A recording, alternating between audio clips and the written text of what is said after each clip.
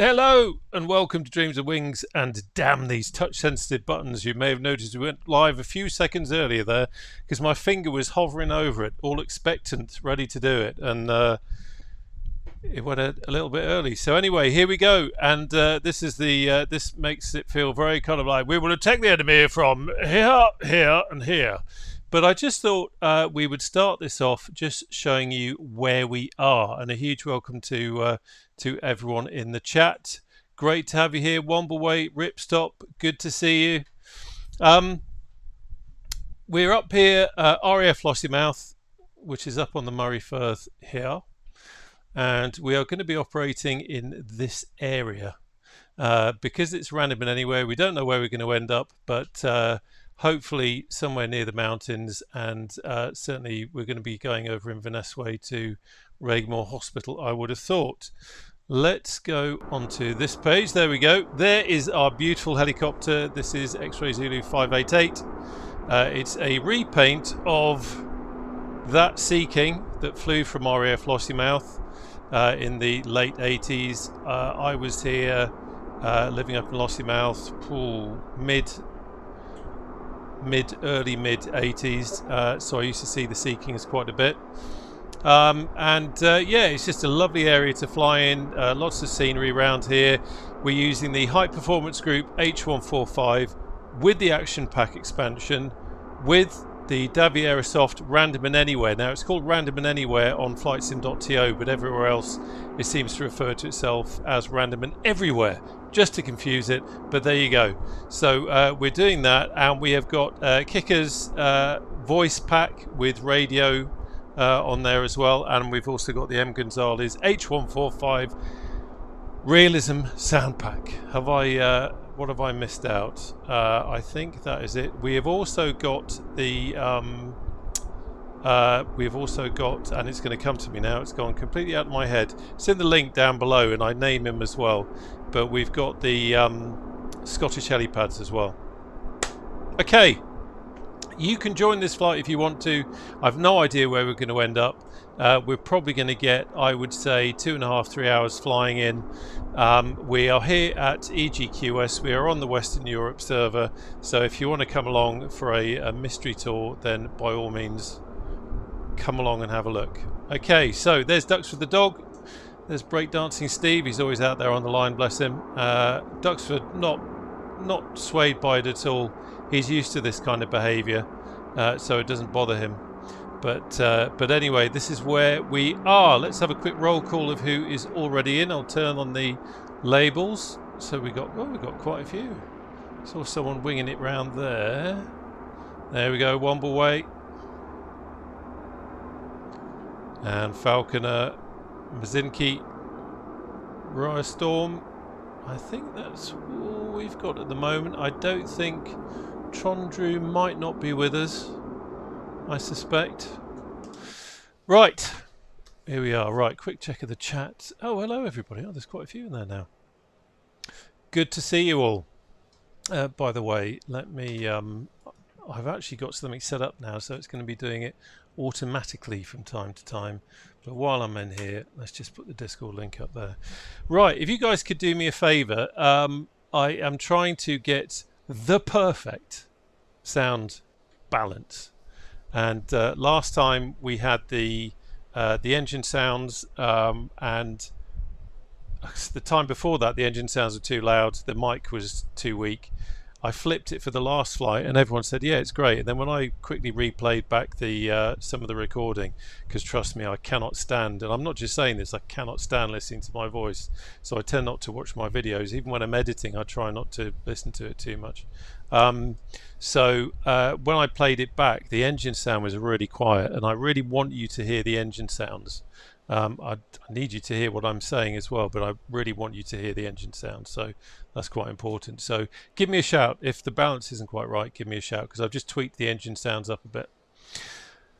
Got quite a few now. Look at that. Evening, Rob. Not sure I can make this flight regardless. Have saved. Okay, Guy. No worries, mate. No worries. And return my aircraft service. Yeah, I should say, Guy in the chat. This helicopter that was at RAF Lossiemouth is now under his care at Historic Helicopters. He's an engineer at Historic Helicopters. Well at it, guy. 202. I got this from Historic Helicopters, but it's the 202 squadron badge. Anyway, why am I drinking tea on a hot day when I'm in a hot sweat box? Okay, right. Right. Let's get rid of me for a start. You do not need to see me. Let's turn on head tracking. There we go. Quick check of head tracking, quick check of physical controllers, because it's always a bit embarrassing when they don't work. That's all good. Okay, so as I say, we're using random and anywhere. So random and anywhere or random and everywhere, you need to start that up first before you actually start the helicopter. So we're going to do that. We've got random. You see here it's called random and everywhere. If you go on the page, it's called random and anywhere. That's why it can get a bit confusing. This prototype here, by the way, is just a way, if you're very clever, you can program in your own missions, but I'm not that clever yet. So we're going to use this. The beauty of random and anywhere, or random and everywhere, is that it's you can keep it completely random, or if you want to, you can also add in, you can choose some parameters. We're not going to do that on this first mission. We're literally going to take whatever gets thrown at us. There's a Franck. Just looking to see, at some point our crew should appear from somewhere. Just keep an eye out for them, because that's always fun, just to poke fun at them. Right, so we'll go single player. What's the range? Let's turn the range out a little bit. There we go. We'll wind the range out a little bit more. And single player. Quick check again for the crew. Am I seeing any crew? No. No. Here they come. They've been hanging out round by fire section, but you can just see them walking over. Hopefully you can see them walking over. Okay, so we've done that. Now we need to turn on the mission radio. Now this is what... oh, turn on the battery first, you idiot. There we go. And let's have some position anti-collision lights before we start winding things on. Here come the lads. You'll notice, because they are the Royal Air Force, some of them are levitating as they come over. That's just how we roll. Right, this is the mission radio. So this is what connects us to the rescue centre. So now it's saying push call to connect, so that's all gone through. It simulates the time it takes for all this to connect up. There we go. We're in now. We're connected to the operations centre, so that's all good. We're just waiting for a mission. That's the next thing. Come on, lads. Let's be having you. Look at that, those three. Not only are they levitating, they're levitating. Hey, good morning, all. Ready for the missions? Levitating in formation. That's impressive. Good morning, Frank. That's impressive. Graham, yes, it's quite frightening how having a discussion earlier on Lewis. Hey Frank, good morning. Stop interrupting. Lewis Bloomfield's stream talking about P3D and that sort of thing, and I struggle to go into P3D now because the graphics are so good in this sim. Okay, there's our mission. We've got acute respiratory distress in a patient with known silicosis. Helicopter is ready to fly. So we're going to accept that. Filled and signed. Fuel tanks are almost full. Cabin preparations, please wait. If you need refueling, please ask. So there's a lot going on there. That's Frank, the ground crew. Frank. There we Thank go. you. Thank you, Frank. He's a good lad. That was Frank doing his thing, and also the ground crew just saying, because we've accepted a mission, they're now preparing everything. So they're getting the plasters and the germaline sorted out in the back, and making sure that the snacks are available for us, eh? Yeah, pleasures of aircrew. Okay, so that's all connected up. Now we need to get Matey Boy outside because we're going to start the engine. So let's have a quick look over here. I have got some lights on. Completed. Ready for departure. Well done, lads. So now we'll start engine. We'll go Engine starting sequence. 1, 2 first. Mark, how you doing? As I say, please, please, please do let me know if the engine mix isn't quite right, because it would be embarrassing. Quick check of the numbers. Ready to start Engine 1. Plenty of juice to start the engine. Engine 1 starting up. Keep an eye on him, just in case he starts jumping up and down and panicking. All pressure rising, M1 rising, TOT rising.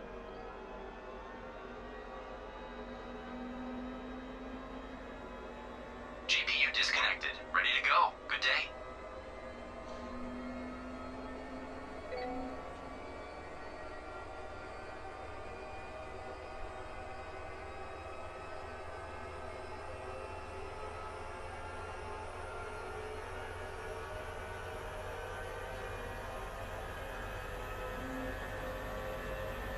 Engine started successfully. Moving to other engine. Okay.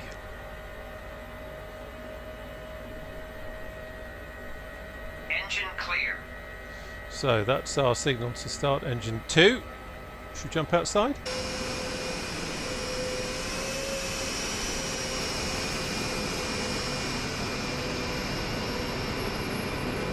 See, Duxford is not phased at all. He loves helicopters. Although we probably should. All engines started successfully. It's probably against all sorts of rules to have the squadron dog laying around. Right, he's gone. Performing leak checks. Breakdancing Steve is still there. Right, he's gone round to do the bout, so we've got a good engine start. We can acknowledge that. Let's pop up to the top. We can have prime pumps off, transfer pumps on. We'll have avionics on, standby master battery. VC LAVCS, co-pilots and pilots, and I think that is all good. Feel like I've forgotten something, but I don't think I have. We'll have the strobe on now. Okay, all good.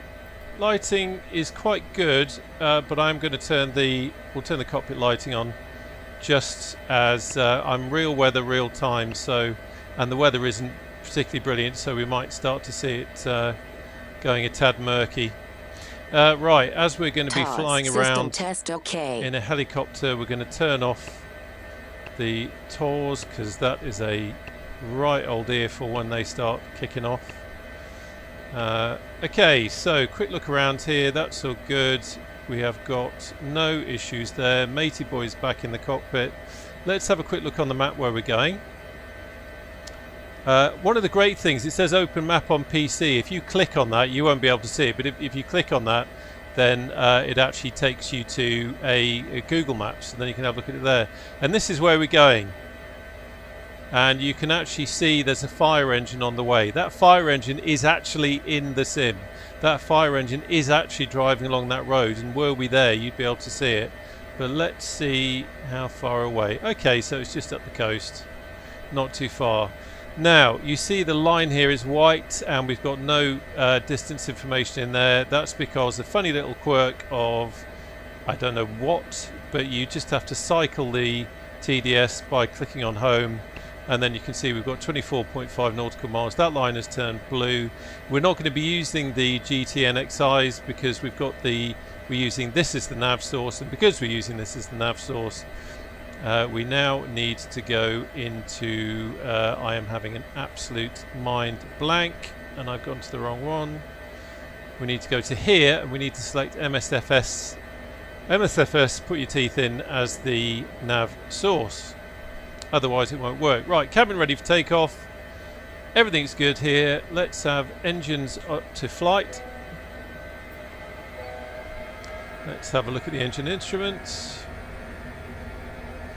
Got a good fuel load, so that's fine.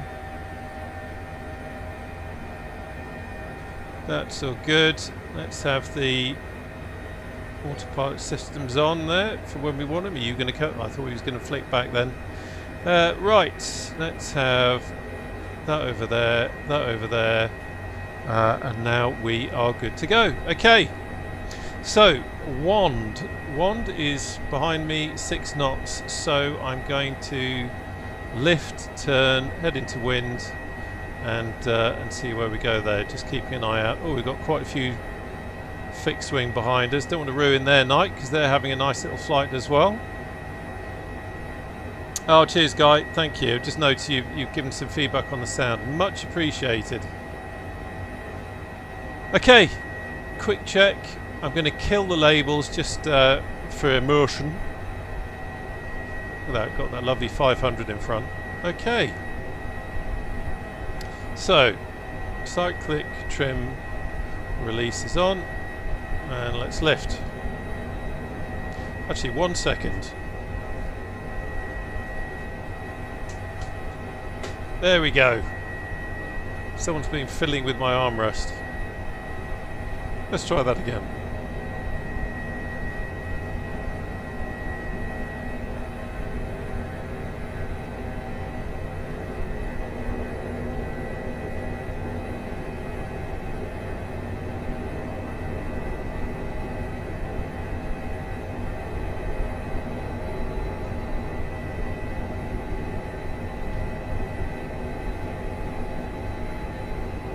Okay, let's have a quick look. Make sure there's nothing. As I say, I am on multiplayer, so I don't want to ruin anyone else's flight. Not seeing anything. Okay, quick check of the wind.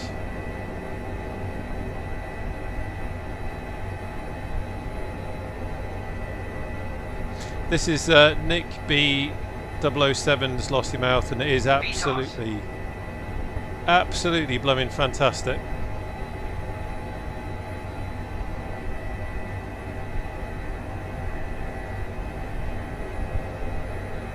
The amount of detail is just incredible. When I was knocking around here, the Shackletons were based over here, whereas now, of course, we've got the Poseidons. Very different animal. Makes me feel very old.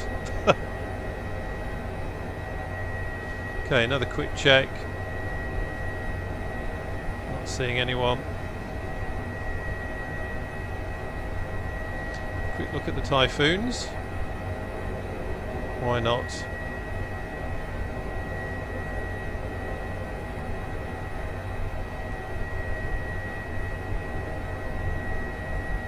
Okay, and now we can crack on.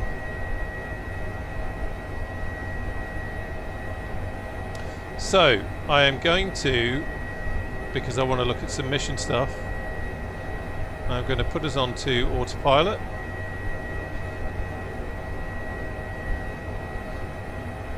Very quickly couple, so I'm coupling us to the nav here, so that's all good, and we can have a quick look and see what we've got. So we've got a 75-year-old female, unconscious, acute respiratory distress in a patient with known silicosis. Fire engine crew arrived on location. Symptoms: acute respiratory distress in a patient with known silicosis. If we go onto medical diagnostic page, this information will build as people arrive on scene. This information will build a little bit, and we'll get to know more about it. But at the moment, we've got not much. Patient unknown. Dispatch: injured person in apartment. Status upon medical arrival unknown because no one's got to them yet. Patient assigned emergency code 5, which is really they just don't know yet because they're not there. Patient conditions, life score 0 is, let's face it, we're not required anymore. It's a bit late for that. And 100 is, do not waste the Royal Air Force's time calling out a helicopter when there's absolutely nothing wrong with you. Sort yourself out. So at the moment, the patient's been given a life score of 36, which is probably just a guess based on the information that they've got. Okay. So that's a bit of an update on the patient. Get rid of that. We'll get rid of that. So we're now on course. Quick look at the chat. Evening. Oh yeah, I remember the 8 squadron chat. They were great. It's funny looking back at the time. You get used to it, so you don't really think anything of it. That's is that Milltown down there? I've not been paying attention. Yeah.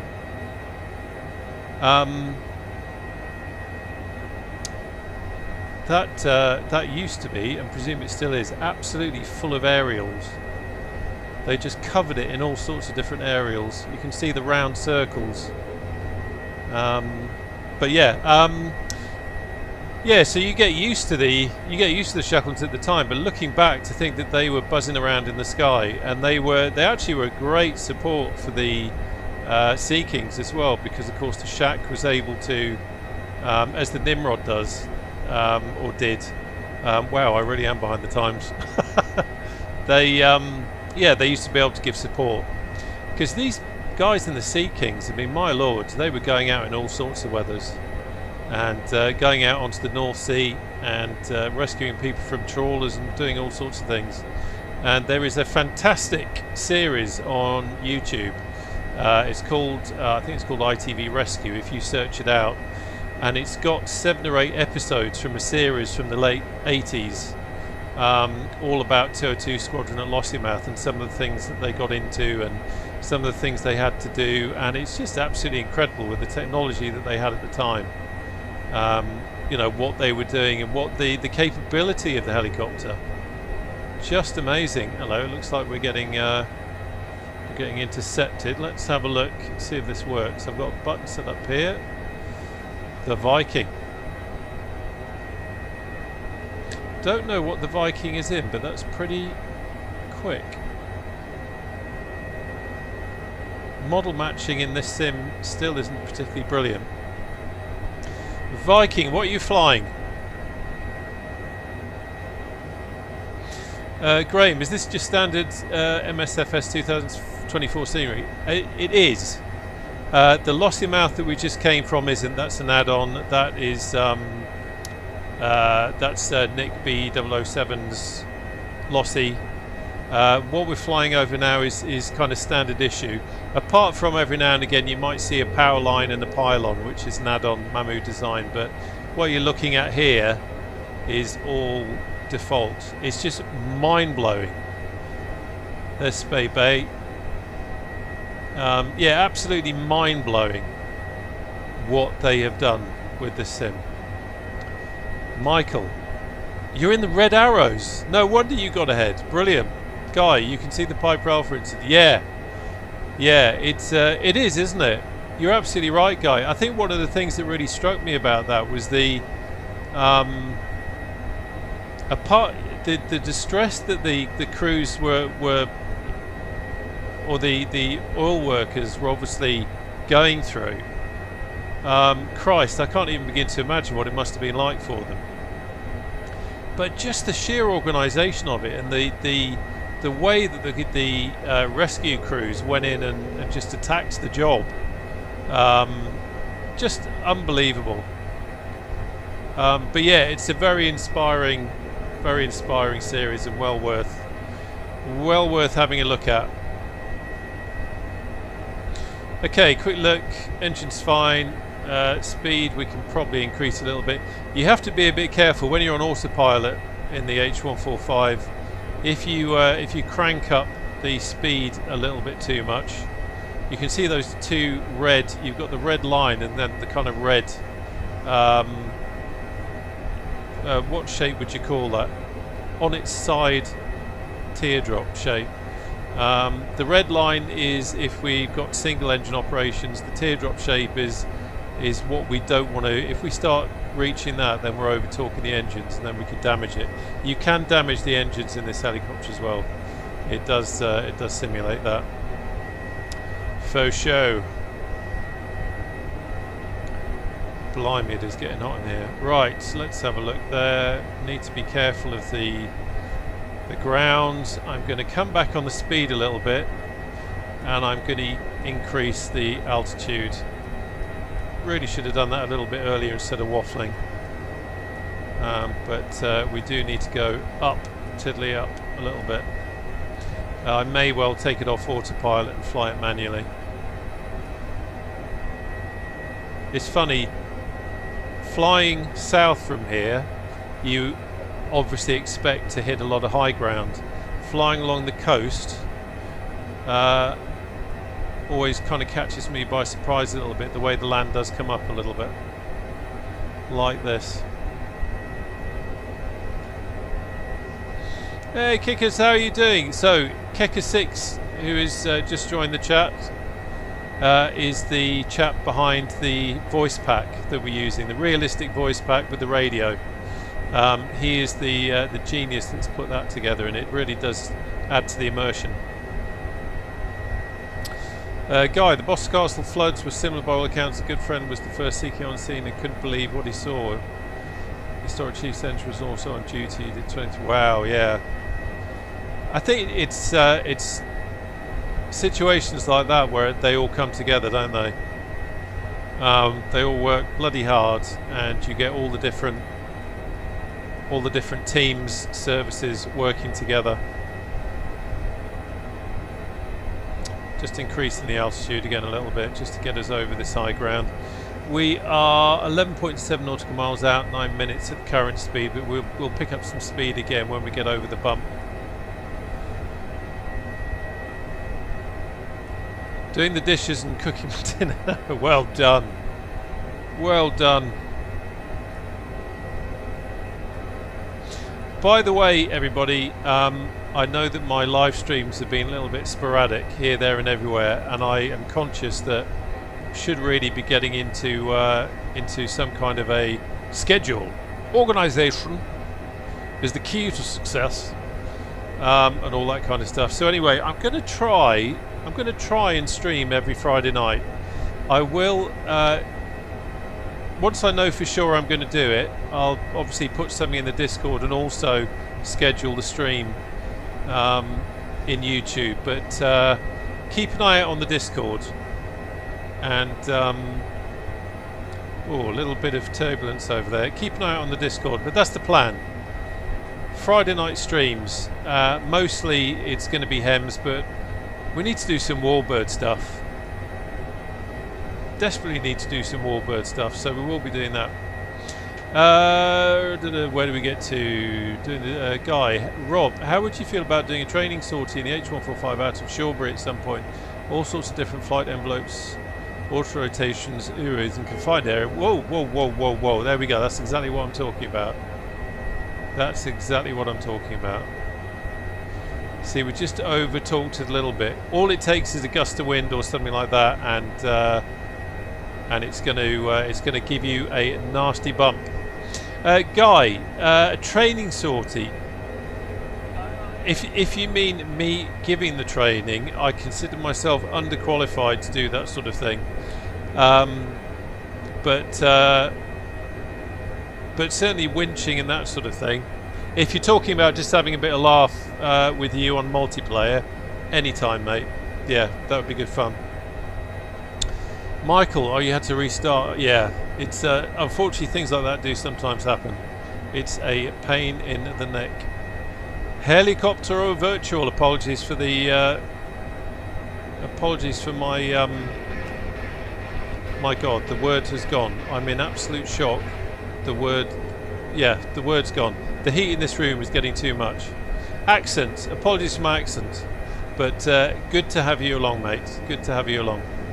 Graham, thank you for subscribing, much appreciated. The channel isn't monetized, so when people subscribe, it's all really just about growing the channel, which is rather marvellous. So thank you for that. It is much appreciated. Right, let's just hop over here again. It's quite interesting. I love the sometimes when you fly live weather, especially on a day like today, what's great is you get that mixture of light. So you can see the sun coming through the clouds and just lighting up some areas of the ground, and it's just fantastic. Visibility is good. Cloud base is high enough so it's not really going to cause us any problems at the moment. So that's absolutely fine. Oh, calm back.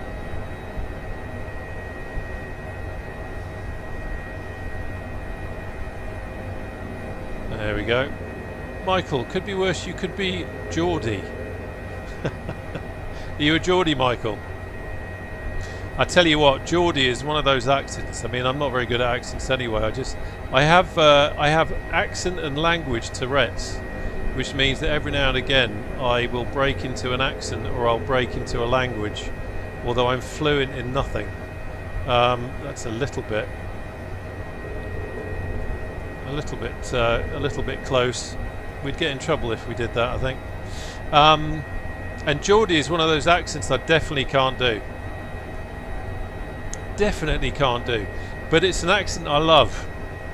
I used to have a good friend who was from that neck of the woods. He could just say things that were funny that in any other accent wouldn't necessarily have been funny. And I don't mean laughing at him. I mean... It was just the delivery of it. It was absolutely fantastic. Guy, we're just thinking a bit of a laugh with the Rotary guys in Discord, just a bit of everything. Yeah, absolutely. Yeah, always up for a bit of Confirmed on scene. training is always good. So we've got a bit of wind. Interesting. Okay, so we've got a 28 knot wind, and you can see that the helicopter, which is on autopilot, is crabbing. Because of that, careful with the speed there, son. See, I just added a bit of speed on, but it was a little bit too much too soon, and the helicopter's getting a little bit worried. Okay, so quick check. We are 3 minutes out, 4.4 nautical miles. While we can, let's have a quick look at the medical diagnostic page. Still nothing really. The fire crew obviously haven't done any kind of real diagnosis, which is fine. So can we have the map back, please? Close the POI. Boom, there we go. Okay, so I'm going to, at this stage, I'm going to take control, so we'll have autopilot off. Let's have a quick look. Where's these turbines? Okay, wind is coming from that away. I've turned off, you can have things like 500. Smoke flares and that sort of thing. I've got those turned off. I set a possible hospital destination for our patient. Infos are available on tablet. We can confirm or change later. Just to try and be a little bit more realistic. Virtue Sim, good evening from the Netherlands. Hello, good to have you here. Now that's a language I've never been able to get my head around. There are some languages where I guess the Latin languages kind of based on ancient Latin, where sometimes you could pick things up. Dutch, I haven't got a clue. I haven't got a clue. It's impenetrable. But one of these days I need to learn some words, that's for sure. Hans, good evening to you, sir. I hope all is well with you. Hans lives in Austria in some really beautiful surroundings. Okay, so we're coming up on our target area. We are 1.5 nautical miles out. Lads in the back getting ready. You can see the map is zoomed in, so we've lost our line on the map, but that's fine. We've got the center console. We've also got our HSI. A little bit of turbulence there. Wind's doing all sorts of funny things. So the wind as we get low is dropping a little bit, but it's gusting around sort of 16 to 21 We are approaching the landing site. in my little nav map. Anyway, right, let's stop looking at little nav map and let's concentrate on the task, please.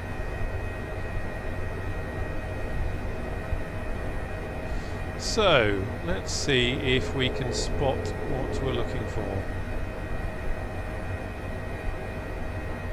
There we go, we've got our little square come up now, which gives us an indication. And let's see, okay, I can see the fire engine. Wind is coming from that way, don't you dare. So that's quite nice. So where the fire engine is, we've got a lovely landing ground there. We've got a few obstacles around, but lots of nice room there. Happy with that. So I'm going to come back round and then we'll come in over those buildings and let down into the field. So let's kill the tablet.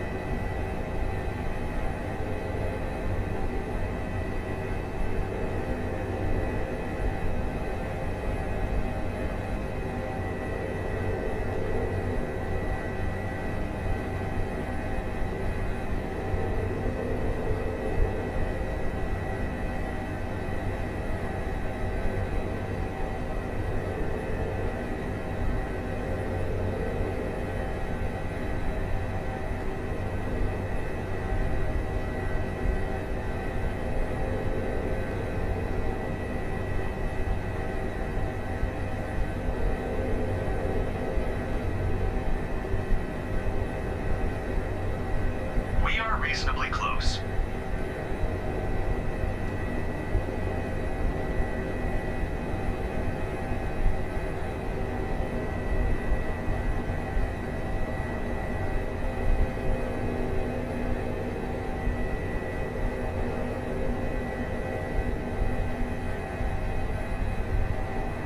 Okay, we're down.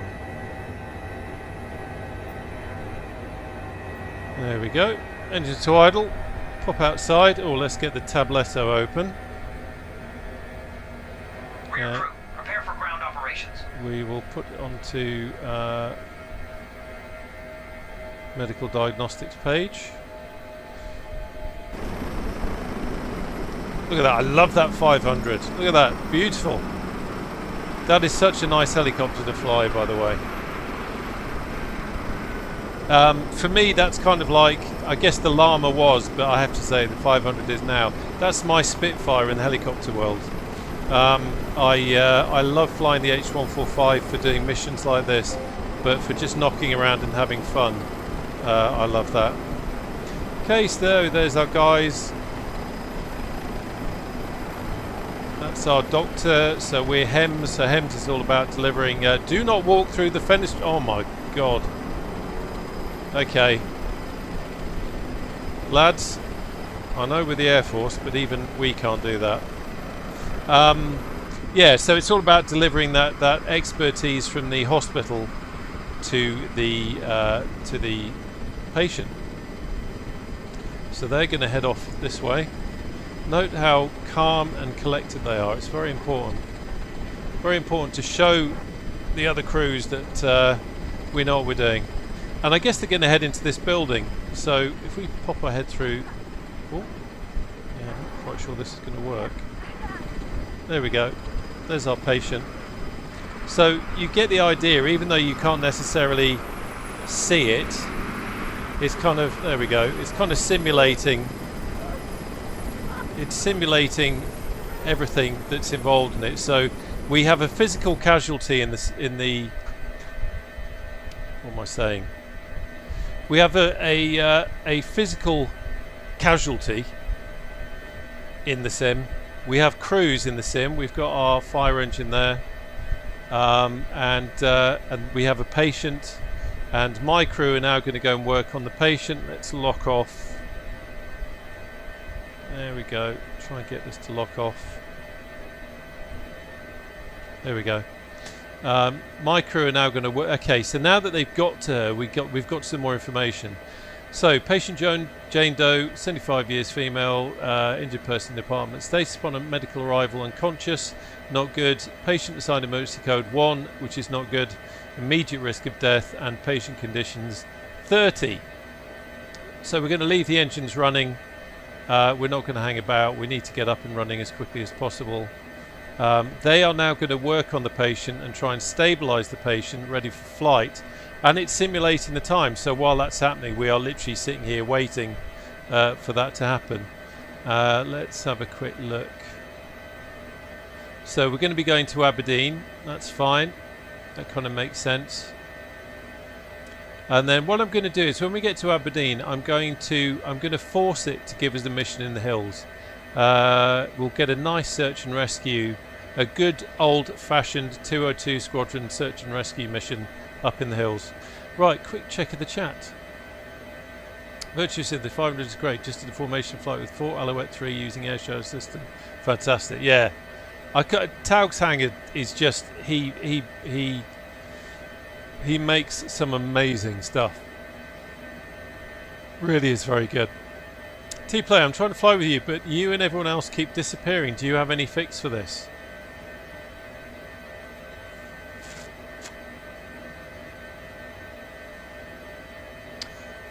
No. Beg your pardon. Sorry, I'm just trying to think.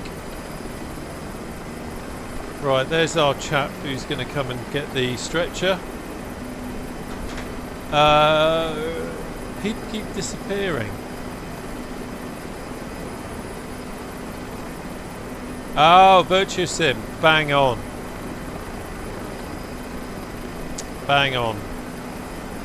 Yeah, check that you've got close proximity on.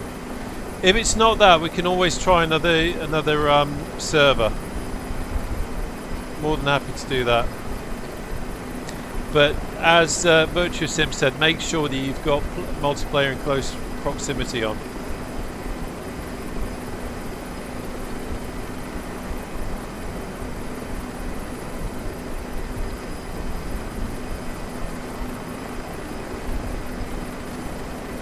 And if you could possibly let me know if that fixes it.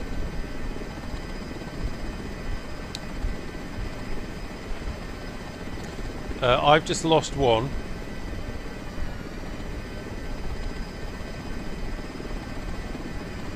It could be that the server's just dicking around.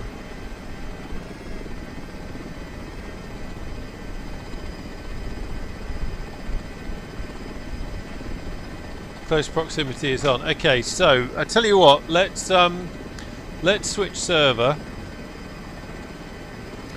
Let's go to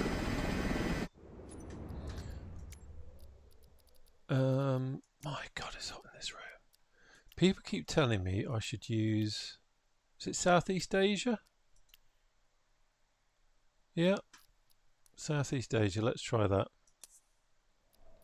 By the way, okay, the crew's coming back now. By the way, if you're getting any kind of FPS issues,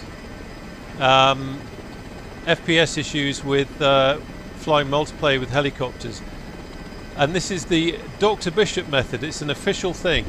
Make sure you've got wake vortex turned off. Dr. Bishop joined the last HEMS flight and saw the problems I was having, and you know, I tried everything, cache, you know, you name it, I'd fiddled around with all sorts of things, and he said, have you got wake vortex on? And I did, and that was what the problem is. So make sure you turn that off as well. If you're getting really bad FPS at certain points, then turn that off. Right, engine's going to flight. So quick check, that's all good. Engine's winding up now to flight. We've got blue line there, and we've got distance on there, 29.2 nautical miles. That's all good.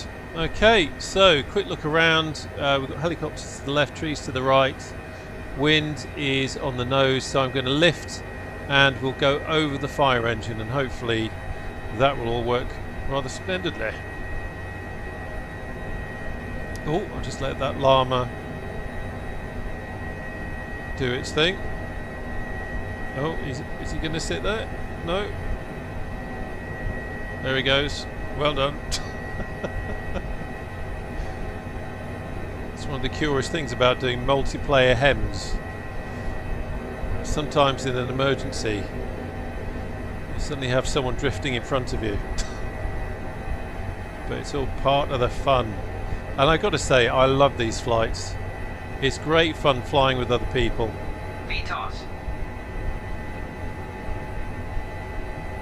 Okay, let's head to Aberdeen. VY. Get this patient there as fast as we can. So what happens if you don't know? So I'm trying to talk and fly and do all sorts of things at the same time. What happens is, as we're flying now, the patient's condition will change. It could get better as the crew, as I say, we've got a doctor in the back. As the doctor works on the patient, patient condition could well improve. On the other hand, the patient's condition could deteriorate. So this isn't what's the genius of this mod that Andreas put together is that there's so many different aspects of it that he's thought through. Oh, I hate it when the sim pauses like that. Hate it.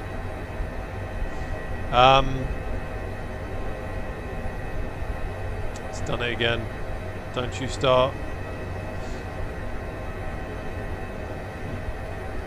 There we go.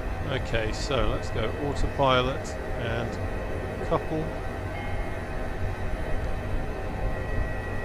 There we go. Feet off. Watch the speed. See that red line coming down? When you're flying on the edge like this, the slightest gust of turbulence or something like that on autopilot and suddenly you can be over talking. It's incredibly sensitive, and I don't mean the way I over talk. I just realised I've left the camera on. I do apologise. Get rid of him.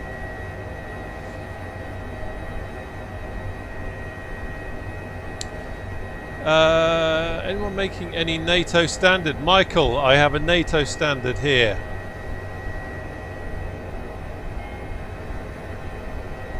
I have a NATO standard here, just for the flight. Okay, now we've got a bit of a pickle because the damn speed came up. Okay, that's so good. I just quickly took control of it again.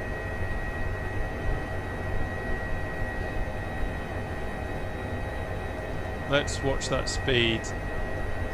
Don't overdo it. Coming back a little bit. Right, let's get rid of me again.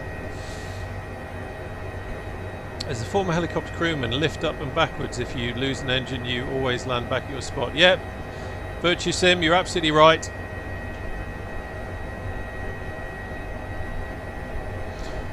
One of the useful things about the chat is there's always someone who's a bit of a kind of a backseat flying instructor, which is actually quite handy because he's absolutely right.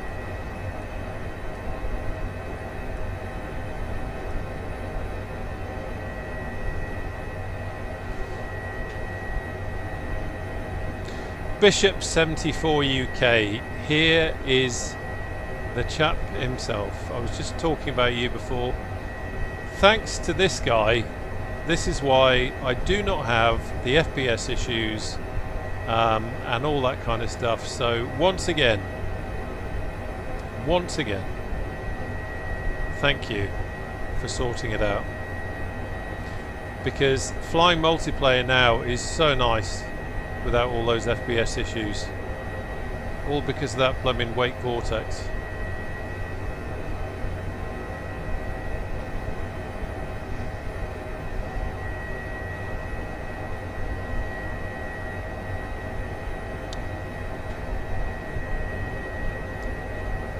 Whew.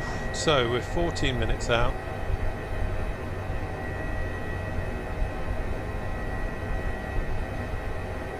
Okay, so Michael's in the Hawk.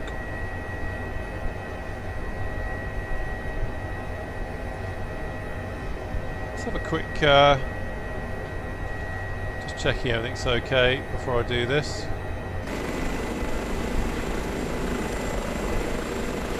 Isn't she lovely?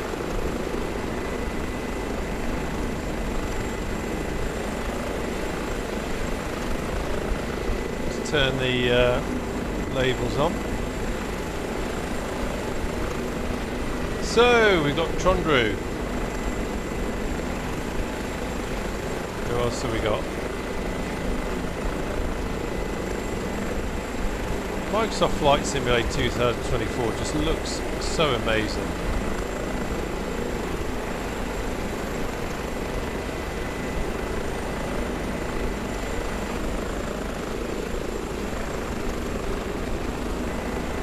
Okay, so I'm guessing...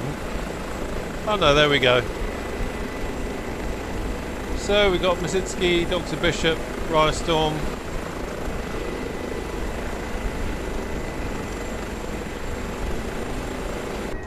So the guys that were having issues before with other aircraft popping in and out, has that resolved itself now? Is it looking better? Womble Way, I can see you, so that's all good. That is fine. Let's just lock off that a second. It's always funny how they... Come on. There we go. Right, I'll just quickly show you. So this is where we are. Took off from Lossie. Picked up our casualty here. Abacada. God, I probably just completely murdered that, haven't I? And now we're heading down to Aberdeen. Aberdeen Royal Infirmary. just over here.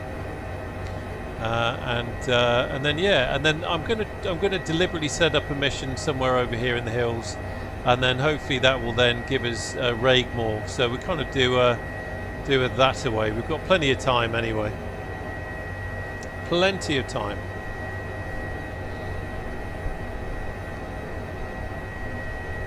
Let's have a quick check on the patient.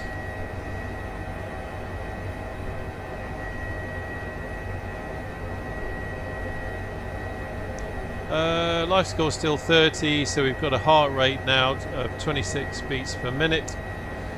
Oxygen level 91.7. Still emergency code 1, so it doesn't look like she's deteriorating, but she ain't good, let's put it that way. Not good at all.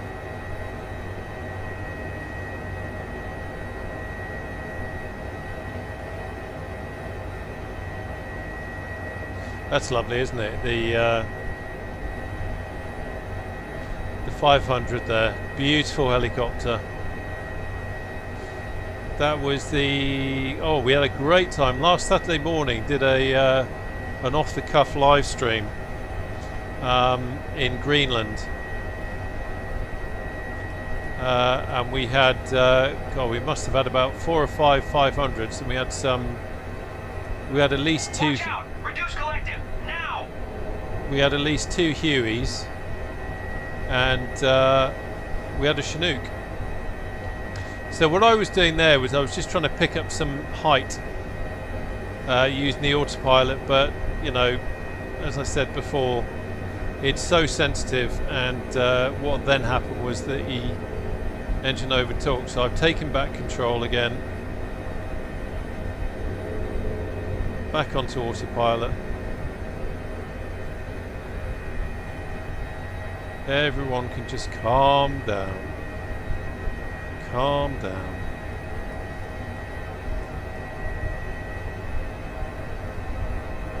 See, it's almost doing it again.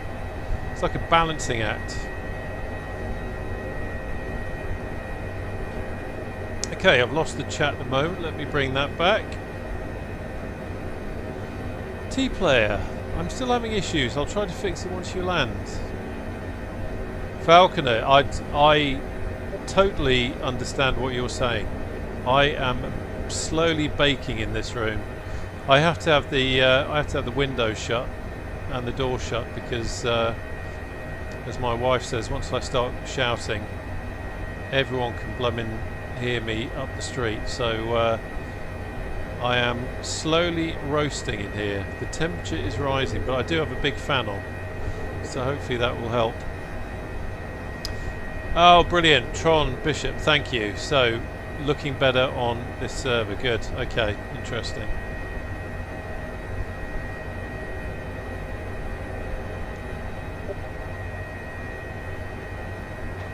Yeah, it'd be nice to get into the mountains. I'm going to be up here next month in real life for my annual dose of tranquility. So it'd be good to see.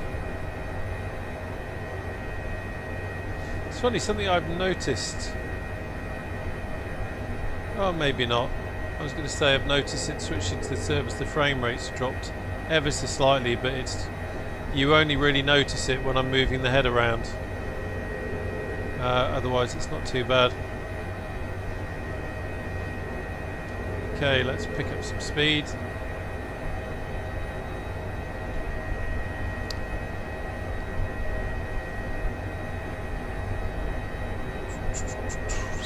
Check of the Discord. Got some people joining, good to see you.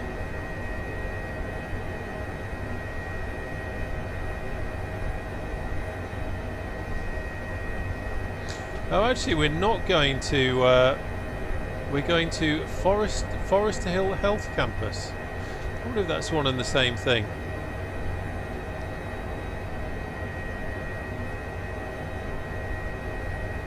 Just another name. Just having. Oh yeah, it's just another name for it. I'm just having a look on a little nav map. But it's yeah, it's Royal Aberdeen. That's where we're going. We are going to be getting close to Aberdeen Dice. So what I will do, because we're on multiplayer, as I said, I do not want to 500.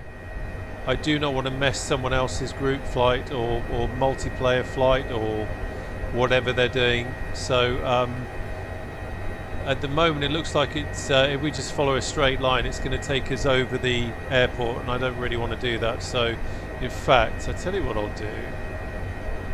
How far out is it? Yeah. Let's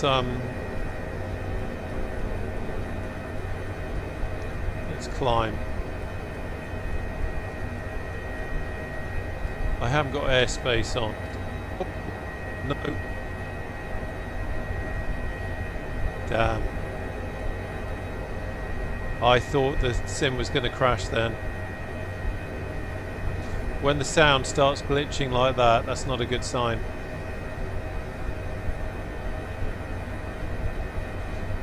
Luckily it didn't.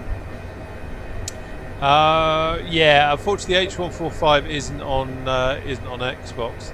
I think a lot of it is due to the you need the Hype Operation Center software, which is a separate program, which is kind of PC based. I think there's, you know, at the moment there's too many external things going on for it to work on an Xbox or for it to be sold on Marketplace, but which is a shame because it is a great piece of kit.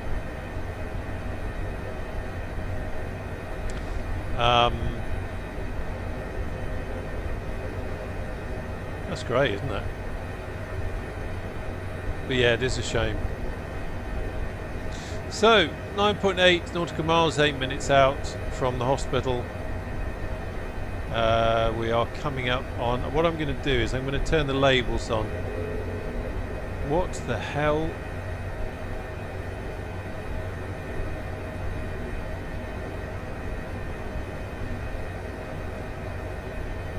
Well, I'm hoping.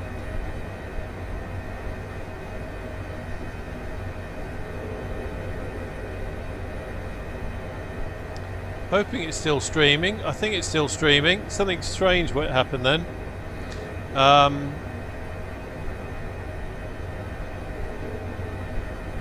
It feels like it's still streaming. Could be talking to myself. Right. Yeah, so I'm going to put labels on just so I can have a look. As we come up to Aberdeen, it means that I can scope out and see if there's anyone around. And if there's no one around, I'm quite happy just to scoot over the top. I'm not seeing any other aircraft apart from the guys that are with me. Oh, that's cool, isn't it? Dr. Bishop, there you go. I salute you. That's lovely, isn't it? That's some really nice formation flying there. Fantastic. Beautiful helicopter, it really is. So yeah, Aberdeen, I can't remember if I've got any third-party software in for Aberdeen.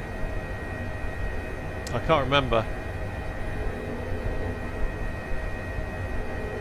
Hey Muzzy.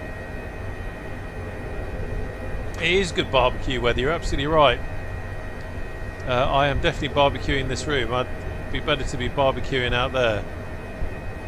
But yeah, all good, thank you. Hope you had a good week too, mate. Good, thank you, Virtuous Sim.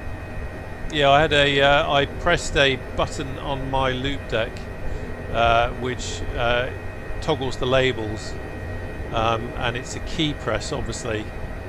For some reason, I think guess because I had the chat window selected, instead of it toggling the labels, it toggled a almost like a, I don't know what you'd call it, like a technical screen. And it looked for one awful minute like everything was closing down. So time 8 o'clock, so we're 1 hour into the stream and we're heading to the hospital. That's good. I like that because that means that we can get another mission in at least, and we will head to the mountains. So no other labels. I can see the guys that are, the labels that are up are all with me. So we'll go straight over the top of Aberdeen without ruining anyone's day.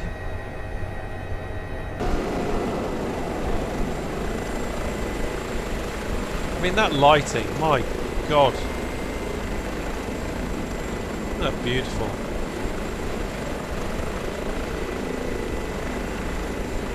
Lovely helicopter.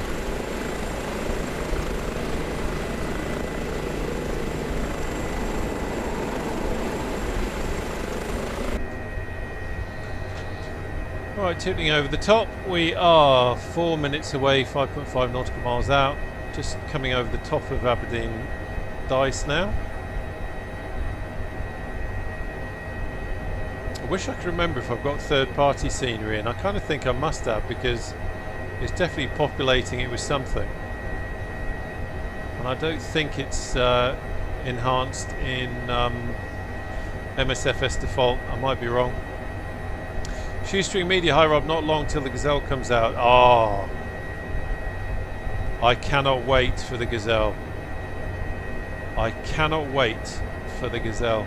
One of the reasons I liked flying the Llama was because it was the closest thing to a Gazelle in the sim. But yeah, I'm really excited about that. I hope. I've never flown fly inside. I've heard a great deal about them in terms of the quality of their flight models, but I've never flown anything fly inside. So I'm really hoping that they you know, bring something really special to the sim, because that's going to be exciting, to say the least. And then the only problem is then it's going to be, well, which helicopter to fly? That's going to be the tricky one. But I do love the Gazelle. Happy memories from RAF Shawbury with student pilots buzzing around, learning to hover and do all that kind of stuff. And the Gazelle has got a very distinctive sound to it as well. Oh, that's good. Failure system as well. Do you know what? I love it when they build things like that into it. When they build consequences into the flight models and everything. It just, it feels so much different when you're having to keep on your toes. Right, let's have the labels off now because we don't need those. Just getting prepared now. Quick look at the engines. Fuel is fine. That's all good. We've got no warnings. We are 2.3 nautical miles out, 2 minutes out. So we'll come in overhead. We'll do a quick recce. From memory, the landing pad. 2 nautical miles from the hospital. From memory, the landing pad at Aberdeen isn't too bad actually. Okay, so I'm now going to take it off autopilot. So I'm just getting ready. Cyclic release on and off with the autopilot, just feeding it out, making sure the collective lever is where it should be. I have before had a situation where I was so busy yakking I'd knocked the collective lever, and then when I took it off autopilot suddenly it's dropping out the sky. So we'll just get a nice descent in.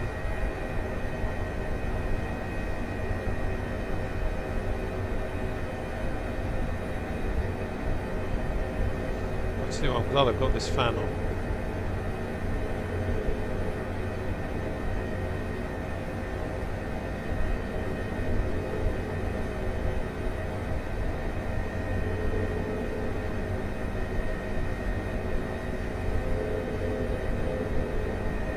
Where's the wind? There we go. Rear crew, we are approaching the landing site. Just getting an idea of the wind direction.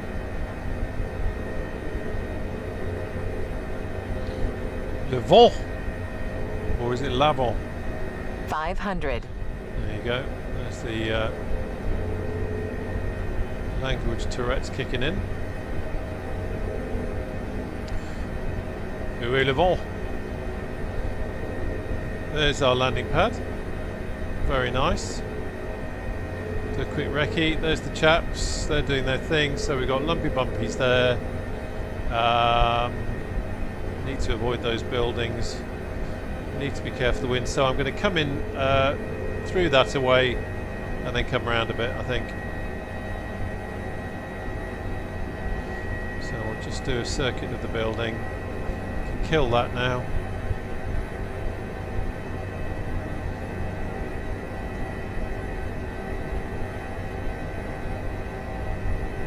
Keep coming round. Give everyone in the hospital a little thrill, or rather them saying, Christ, I'm trying to sleep. What's that idiot doing?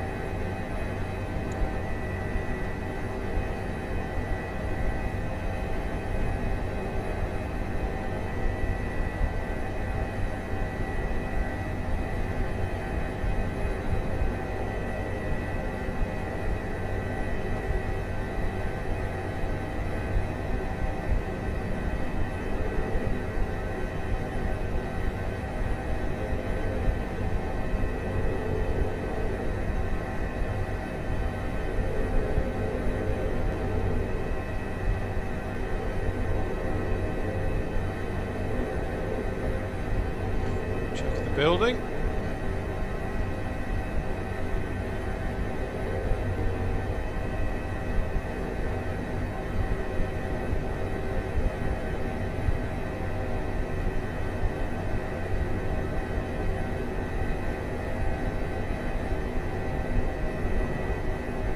Slide it over. Just conscious of the tail on the high ground.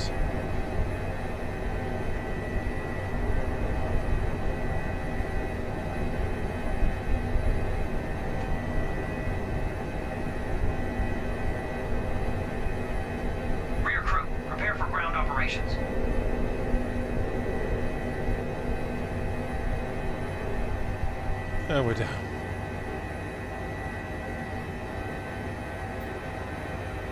There we go. Whew. Yeah, good old flying chicken leg. Yeah, it is, isn't it? You're absolutely right. Andrew MC, hello, how are you doing? Winter day in Johannesburg, 18 degrees. Wow. I wish it was 18 degrees in this room. Falconer, I should buy a PC and a fan. Falconer, I have both. Helicopter in position. Rear crew, the you problem are clear is to start operations. The PC kicks out a lot of heat and the fan does naff all in a closed room. I can attest to that right now. So there we go. That's the hospital crew taking our patient away.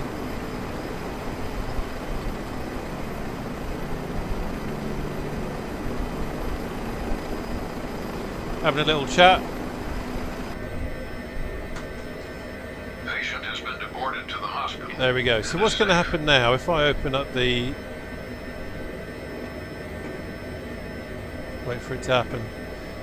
So the hospital ground crew will take the patient into the hospital and our doctor will go with them to do the handover. Right, fella, there he goes. So he's going to go with him. He'll do the handover to the doctor and the medical staff in the hospital, and go through everything with them. Talk about what he's done, what drugs he's administered, what happened, all that kind of good stuff. Do the paperwork, and then he comes back. Now, random and anywhere, random and everywhere will simulate that time. So now could be the time as the pilot where we'd be closing the aircraft down, we go and get a cup of tea and we'd come back again. Because we're on a stream, we're not going to do that. What I'm going to do now is I'm going to cheat by pressing the skip paperwork button. There we go. And then, where is he? There he is. He's come back again. Thank you, Andrew. You're a gent. It doesn't always go as smoothly as that. Sean, hello. How you doing? Hope all is good with you, my friend. Cabin secured. Ready to Okay, fly. so what I'm going to do now is we're going to end the mission.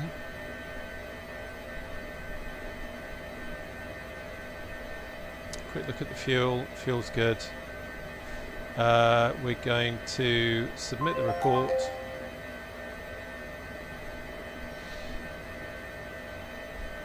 Michael, oh no! It's funny, isn't it? Well, funny is not the word. Microsoft Flight Simulator 2024 seems to be a right pain in the backside. It, for some people, it works okay, and for some people, it's just crashing and doing all sorts of funny things. I, touch wood, am going through a period where it's behaving reasonably well, but I have had problems with it. My God, it's getting hot under this desk.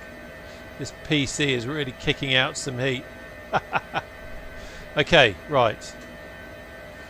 Let's go back to here. So I'm going to end mission.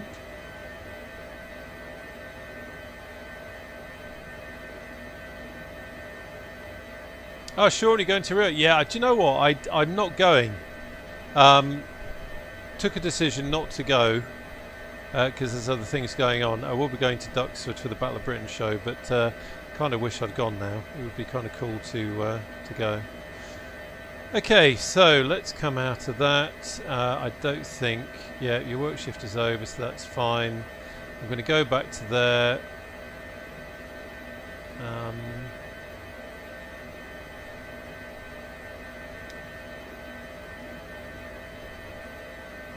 Let's come back.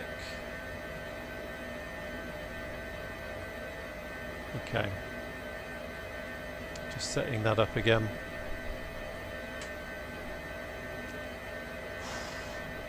So it's just clearing everything out. So this time we're going to go single player, but we're going to do a custom mission. Please come back. What shall we do?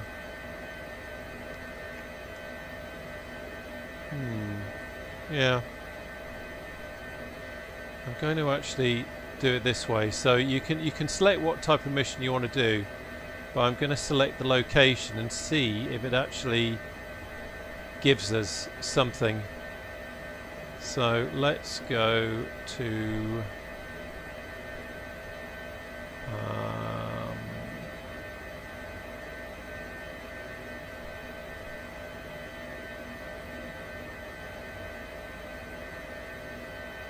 yeah. There we go. So, actual full scene and injured in apartment house requires... Well, I don't think they're going to be... I don't think so. I don't think they're going to be in a apartment.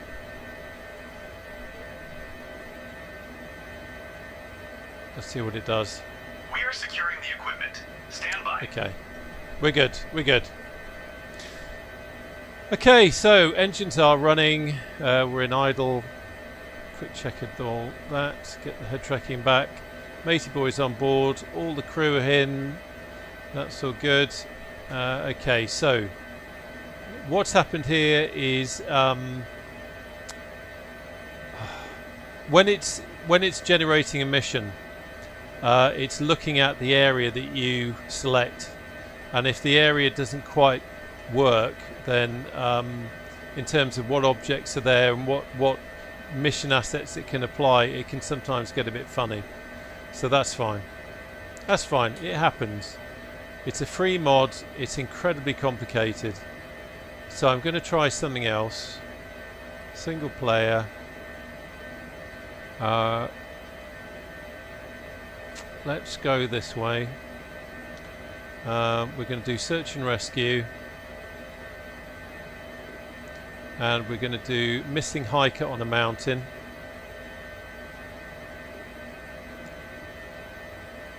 Select variant 1.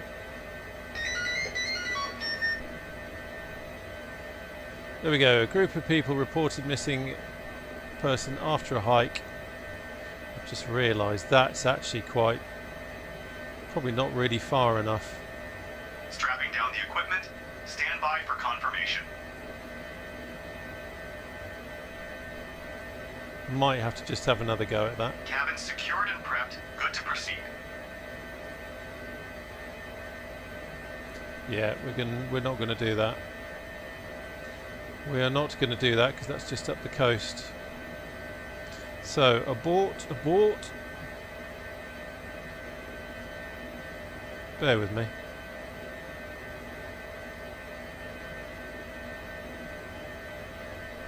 Let's lock that off. There we go. Okay, so I'm going to wind that out a little bit. I'm going to go single player. We're going to do a custom mission. We are going to go custom location.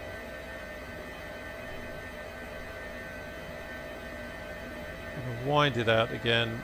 I'm going to plop us somewhere there. We'll accept the destination.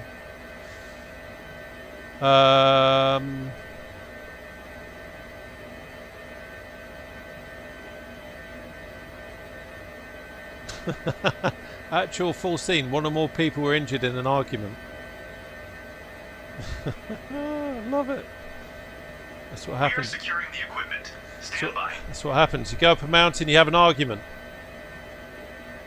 That's what it's all about. Trevor, how are you doing? And hello to Lewis. Okay, so we've got another failure.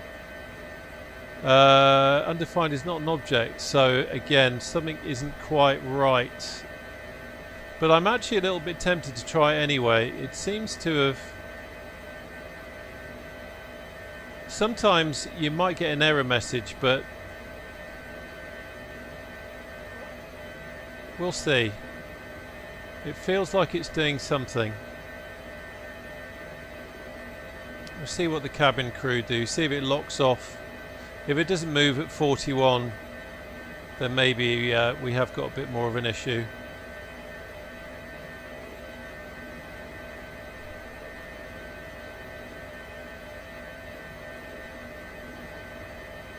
Just give the cabin preparation a little bit longer. But I have a feeling the mission has failed. I would expect that to be moving a little bit.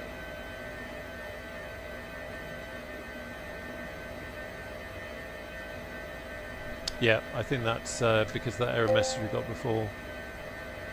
Although it just binged then. So it gives me hope that there's something going on.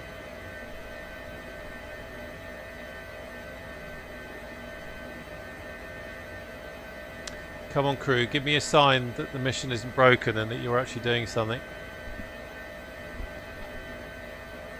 Give me a sign.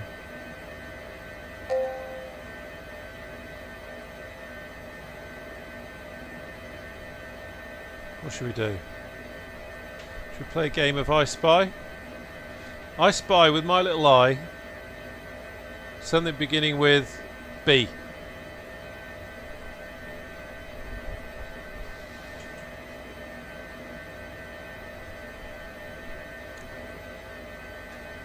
Yeah, this is definitely broken. Okay, that's a shame. So, we'll try again.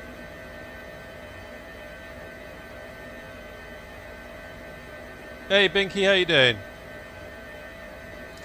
Let's try again.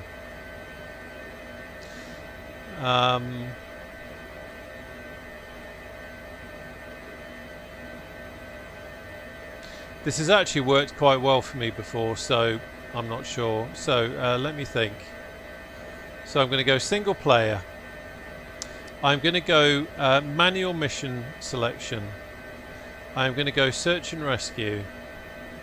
I am going to go missing hiker on mountain. And I'm going to go variant 4. Okay. I've wound the distance out a little bit, so I'm hoping it's going to actually take us into the mountains rather than up the coast, but we'll see. I'm just going to take what it's going to give us, otherwise we could be here all night with me trying to get secured and prepped. Good to proceed. Okay, let's have a look. Where are we? Oh, I'm liking the look of this. Yes! We are heading to the Cairngorm National Park. Ladies and gentlemen, it's worked. We're going there. Am I excited? Yes. Okay, all good. Thank you for your patience, peeps. Sometimes it's a very clever mod. There's so many things going on, and sometimes basically what it's doing is you're saying what type of mission you want to do, and you're kind of saying where you want to do it, and then it's looking at the map and it's saying, okay, I can see a mountain there, I can see a lake there, I can see a building. Where can I put this object? Where can I put that object? And sometimes if everything doesn't line up for it, it has a little failure, so you have to fiddle a bit. But that's what it's about. It's so clever that I can live with things like that. Okay, we're going to do it properly this time. Although I do have to be careful because there's a building behind us. So, quick look around. That's our biggest issue there. Bloody great building behind us. So we are going to back up. We're going to do a, was it a rate 1 takeoff, I think they call it? We are going to do it properly and back up a little bit, but not to the point where we slam into a building.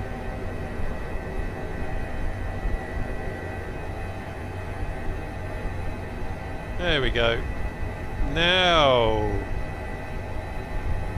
we can start to move forward into wind, taking great care not to bang into the church. That would be embarrassing. VTOS. Everything's good with the engines. Coming up to VY. Let's come around now. And we're heading into the hills. I'm so excited. This is kind of classic 202 Squadron mission profile. Search and rescue in the Cairngorms. We're lucky with the weather. The light is still good. This is live weather, live time. We're so far north, it gets lighter. Sorry, it gets darker later here. Conversely, in the winter, it gets dark really blooming early, and it gets lighter later in the morning.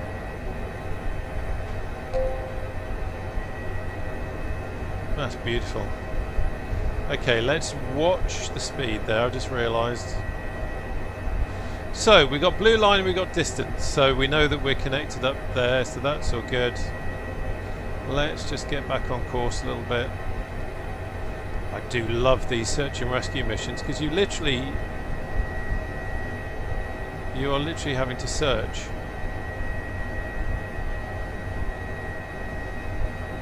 Okay. Bring us back over, and then once we're established, oh look at that, beautiful, beautiful. The 500 is one of my favourite helicopter designs. I think I was saying at the beginning, a bit like the Llama, for me it's the Spitfire of the helicopter world. It's something you just strap on and go anywhere, do anything. So sprightly. Great fun. Ah, we've got a Hawk, and it's actually showing as a Hawk now. No, it's not. It's showing as an A10. That was a good case of confirmation bias there. I thought I was seeing a Hawk, but it's not a Hawk, it's an A10.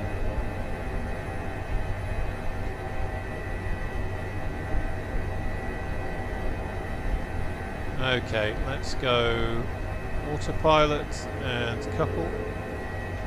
Feet off. So we're now just going to intercept the nav. The nav is coming from the emergency system, coming from the tablet rather than the GTN.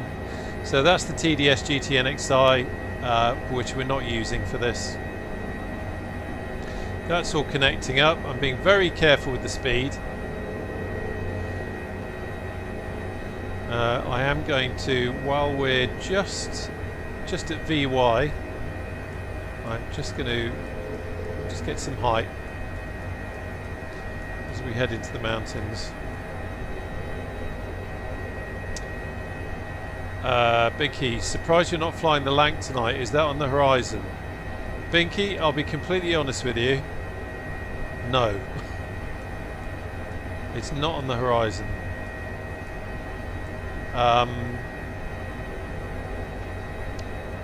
I'm not saying it's not going to happen, but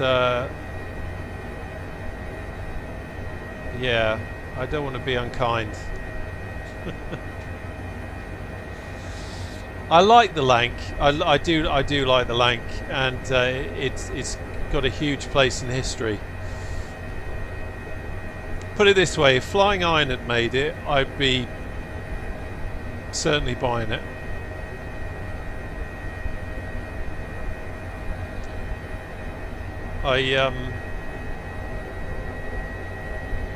I've spent quite a bit of money on Aeroplane Heaven aircraft, and none of them has really grabbed me, and some of them have definitely not grabbed me. So I'm not feeling particularly confident to go out and buy the Lank, if I'm honest. But you know, I'm hearing that some people are really enjoying it. So, and actually, this brings me on to something quite interesting. We were talking about this in the Discord the other night. Flight sim is all about what you enjoy. It's not about what someone says or what someone thinks or someone else's opinion. It's one of the reasons I don't do reviews. God, I realise the camera's on again. So let's get rid of the camera.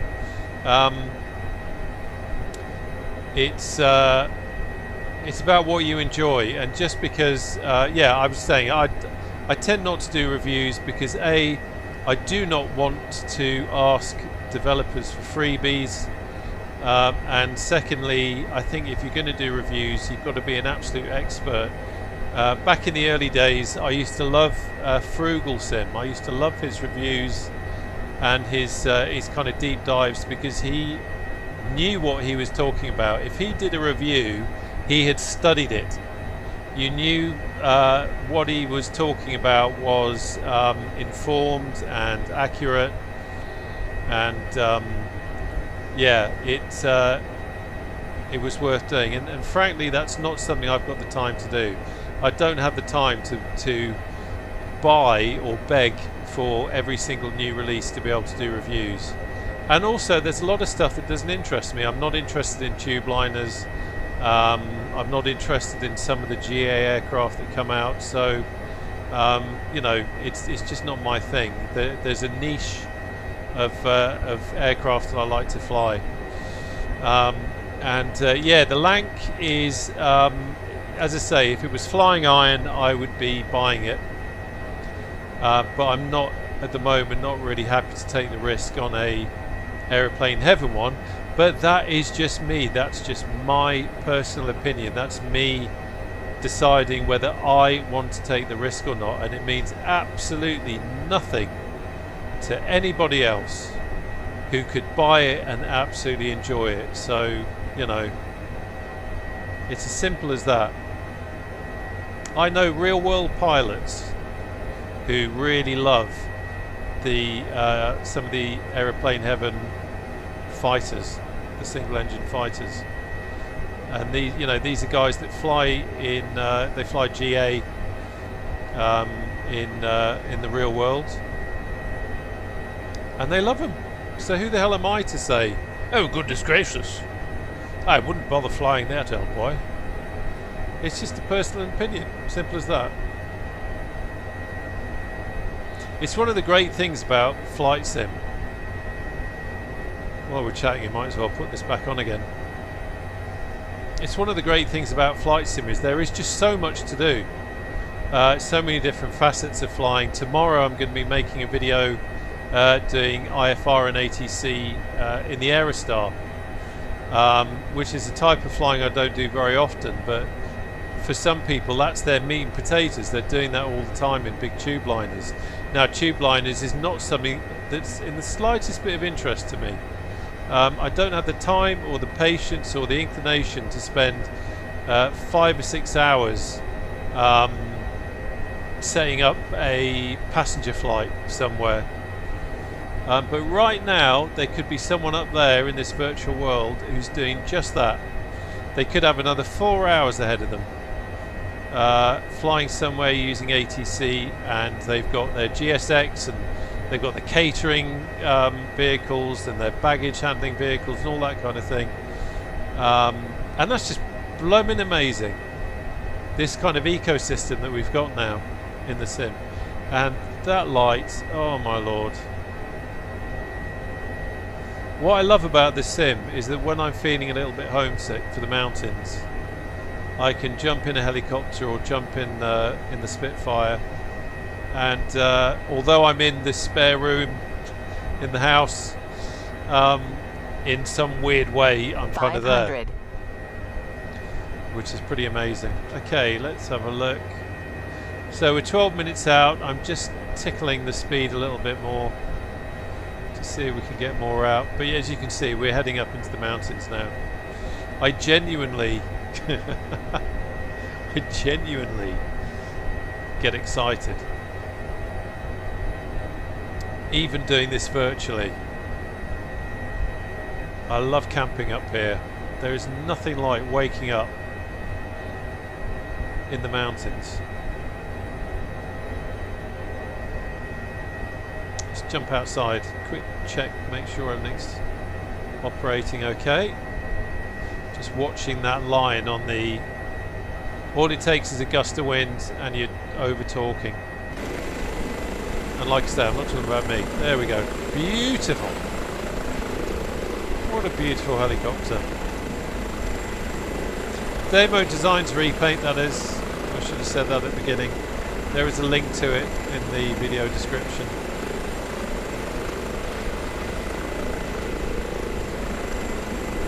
God, that's just beautiful. Wow. If you're an old fart like me, you may remember my first ever helicopter flight sim was Digital Integration's Tomahawk on the ZX Spectrum, and I played that for hours as a kid, and I got totally lost in it, totally lost in the world. And when you look back now in the graphics, and I think to how immersed I was in it, and then I look at this now, I mean, look at that. Look at that. It's insane. It's so real. So real. It's beautiful. Absolutely beautiful. 10 minutes out. Binky, no, I agree. I'll get it anyway, just because I love all warbirds. I understand it's not without fault, and I'd love to see you stay that one, but I think I'll still go. Actually, Binky, do you know what? It is a very good point. It's to be honest, I don't think it's that expensive, is it? I will probably end up buying it just for model matching, just so that when I'm in my Spitfire, if someone else is flying the Lank, I can fly up alongside, do a bit of formation flying and all that sort of thing. So I'll probably buy it just for model matching. As Guy said, yeah, hashtag paid model matching. You're absolutely right, mate. Silly duck. Guy, come on. You know this is the squadron. 202. Oh dear. It's a little bit cold now, but I don't care. Right, lock off. Right, let's take the webcam off now. Don't need that.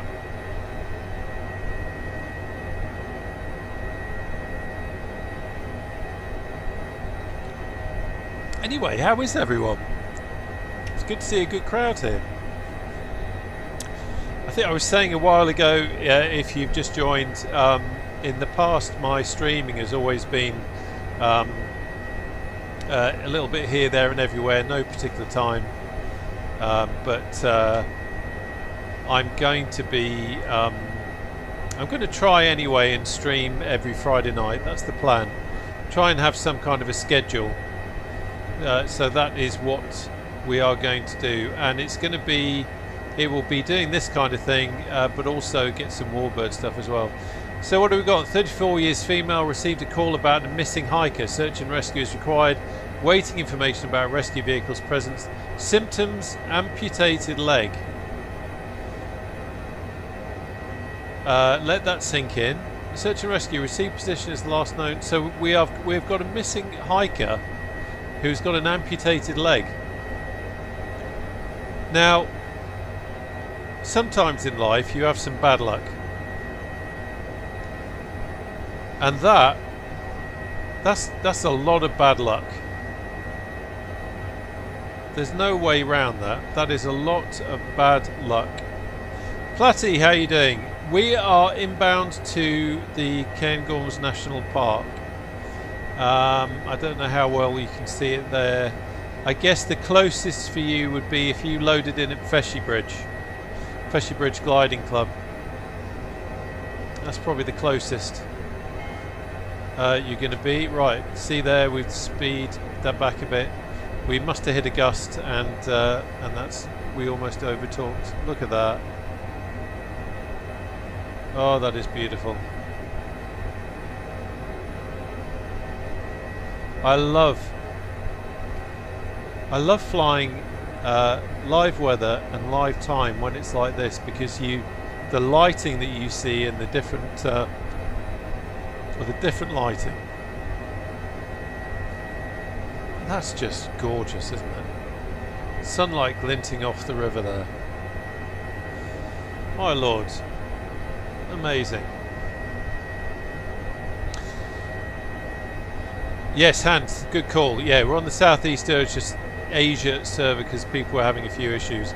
Guy, is this amputated leg a previous injury, do we know, or are they having a terrible day? I think they're probably having a terrible day. I think the fact that it's listed as a symptom means that I'm guessing that something has happened here, although let's be honest, if they really have got an amputated leg, unless they are very good at applying a tourniquet themselves, they are in a spot of trouble.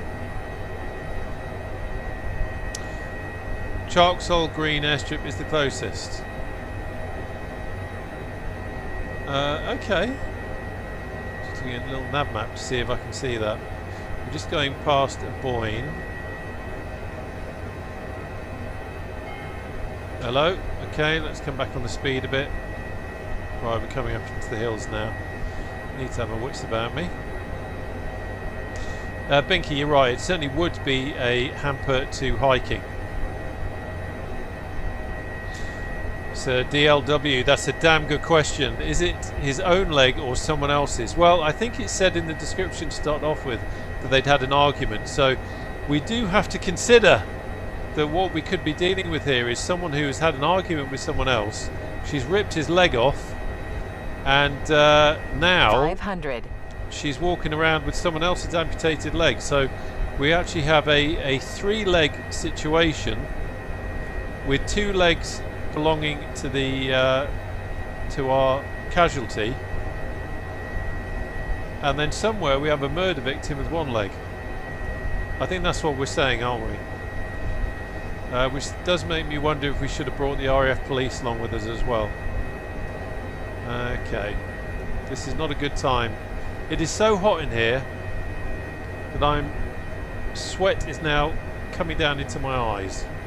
There's a picture for you. Oh, that's lovely. Sun going down behind the hills now. So we're going to lose some light, but hopefully, where are we? 5 minutes out. Hopefully we'll have enough light. If needs be, we do have a searchlight. Okay, let's watch the speed. Okay, I'm going to take it off autopilot now, because we're coming into the mountains, but I literally have lost the sight in my right eye because I've got sweat coming down into it. Oh man, I love the summer, but trying to stream flight sim in a hot room is not easy. Right, let's fly the helicopter. Let's get control again. We will be first on scene. The detail on the hills is amazing.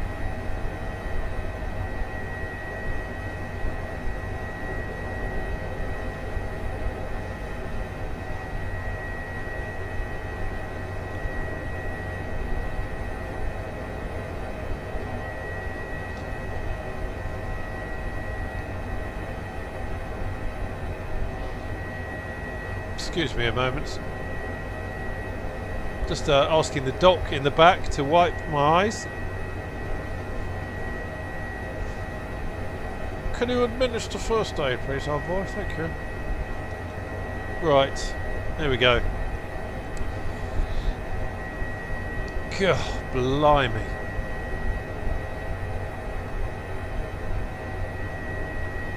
There we go, and we're back.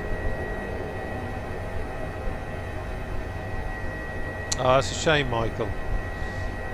You're not having much luck with it tonight. It's good to be in the hills.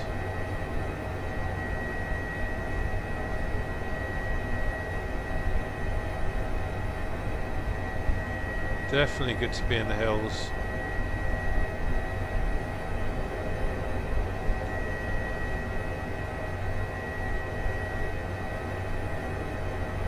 I set a possible hospital destination for our patient. Infos are available on tablet. We can confirm or change later. So hopefully we're going to be going to Raigmore. But I can probably change that manually. Cheers, Michael. Take care, mate. That's alright. I know you weren't calling me babe. It was a typo.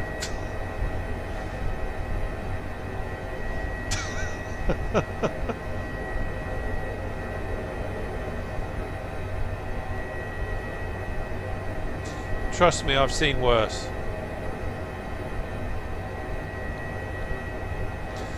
Okay, let's so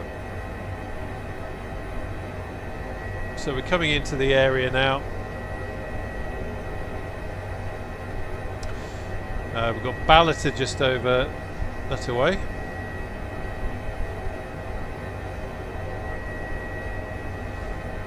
So I'm going to head to the last known position first.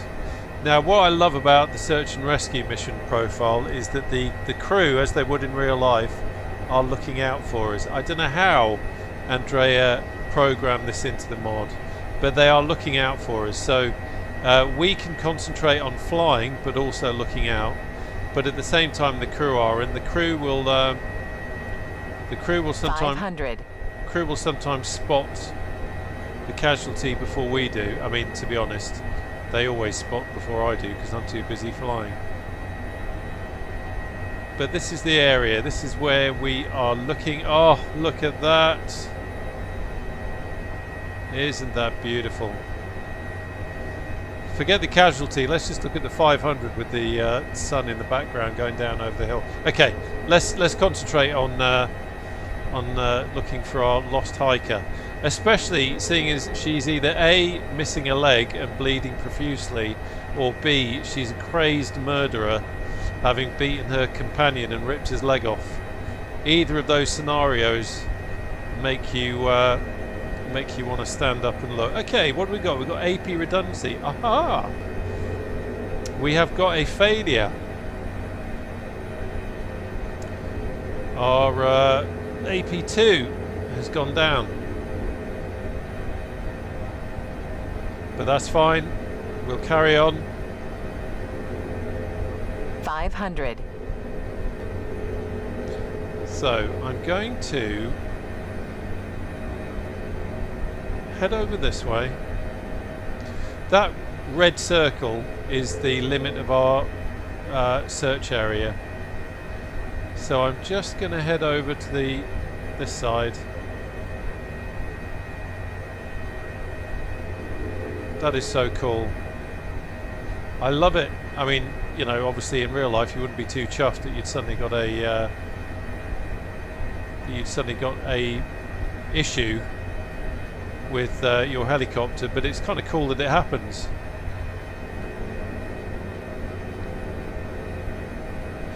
Keep looking out, lads.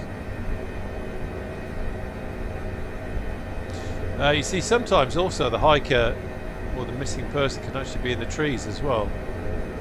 So that's something we have to be wary of. The nice thing about this area is that it looks like we'll be able to land on. We're not necessarily going to have to winch, although I do love a bit of winching. Who doesn't love a good winch? So let's come around here.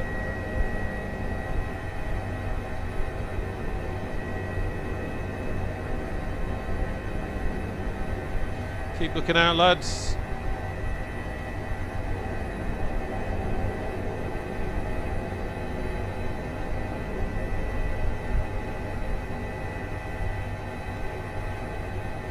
Yeah, Guy, filter.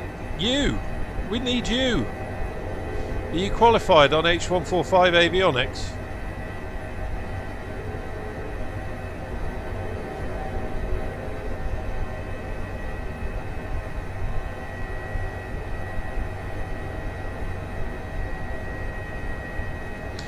We will just acknowledge that.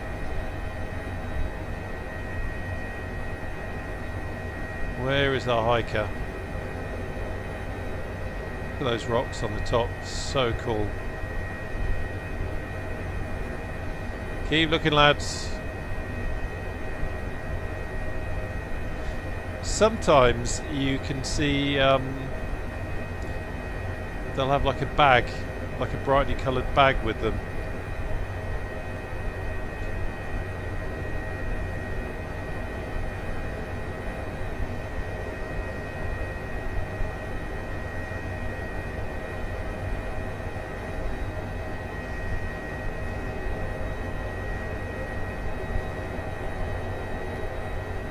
And if we see some fella hopping around screaming that someone's tried to murder them, then we know we're in the right area. So we'll just come over the brow of this hill. Pop over the top. And I'm just going to fly a loose circle in the area. See if we can see anything. The light is definitely fading. I'd much rather do this with some daylight rather than get the searchlight on. Guy, how dare you calling me an AV like that? Black box out, black box in, as far as I... So you're an oily rag and spanner type as opposed to techno geek.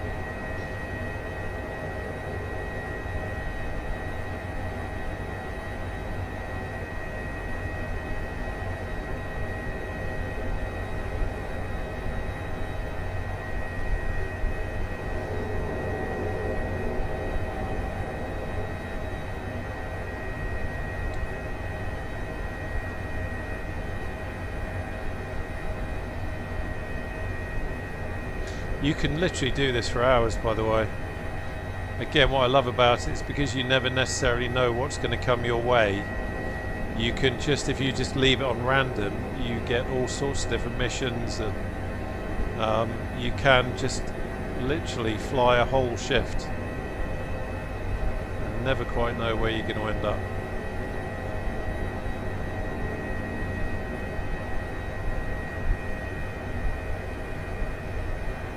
Cheers, Bishop. Thanks for joining.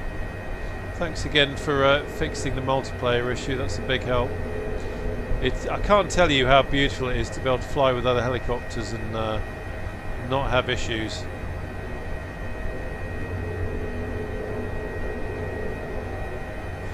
Well, we are having a real challenge finding this hiker.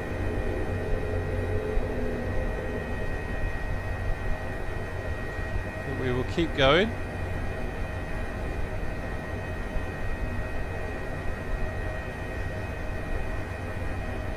It's a big help that the crew are looking out the back as well.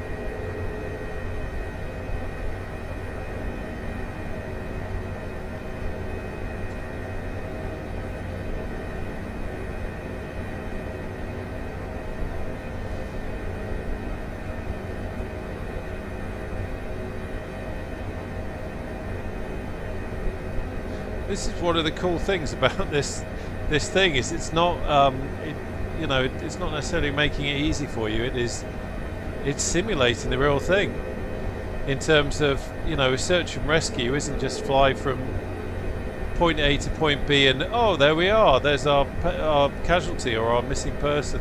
You've got to search, you've got to put the time in. It's what it's about. So we've kind of done a loose circle now, and as you can see, we are we're about to almost close the loop, and we have not found our hiker. So I'm just going to fly a slightly tighter circle to the last known position.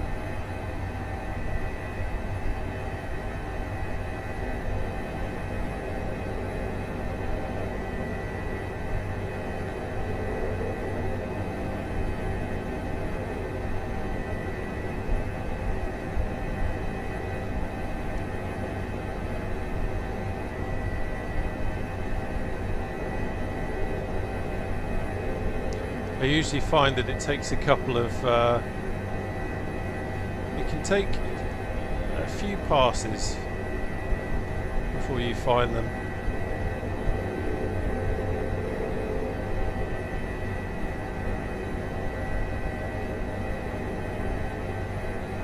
What's that? No? Okay. Thought I saw something for a moment.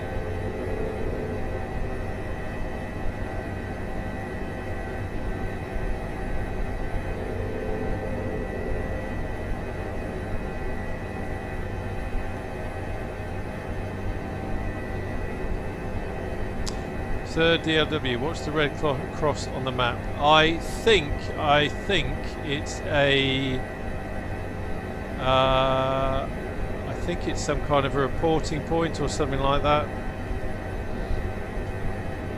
Good question. When we stopped, I'll actually have a look and see what it is.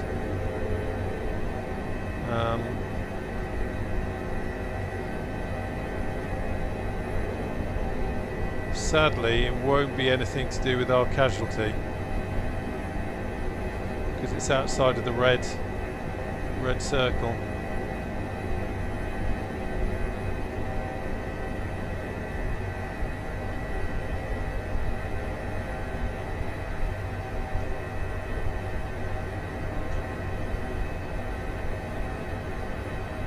This is actually where a flare pod would be kind of good, wouldn't it?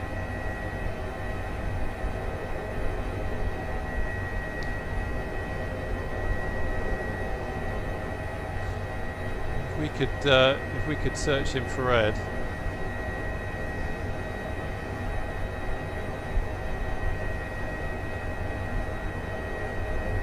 Cheers, Womble. Sorry about that, mate. I've got a feeling there's been a couple of times where mine has been about to do it, and I'm just hoping it hangs on. Yeah, sure, Guy, will do. Once we get down, not a problem, my friend.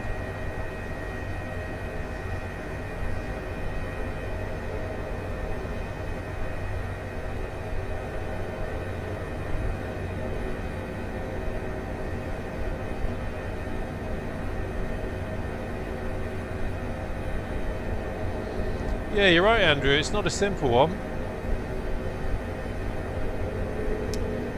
Not a simple one at all.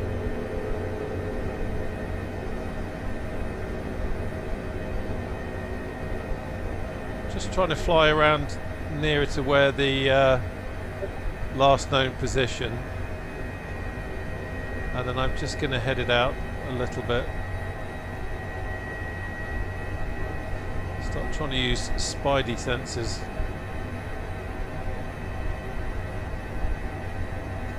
Okay, let's try a bit further afield. Head over to those trees there.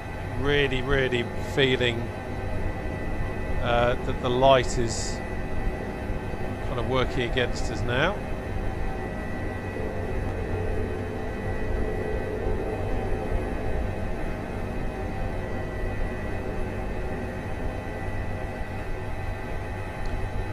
Really do not want to get into a situation where we're using the searchlight, but hopefully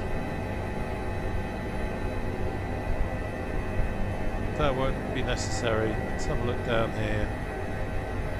So we're still within the search area.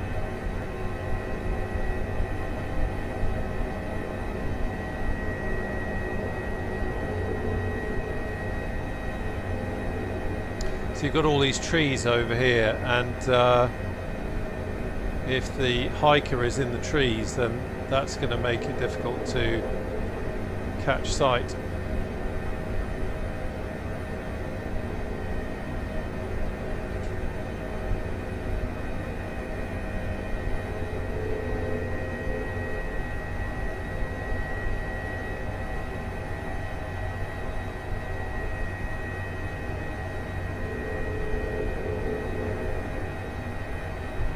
How far they could get with an amputated leg. Yeah, Womble, you and I have just had the same thought. Ah, okay. So you see that that box has just come up with the dot on it. So the system has spotted them.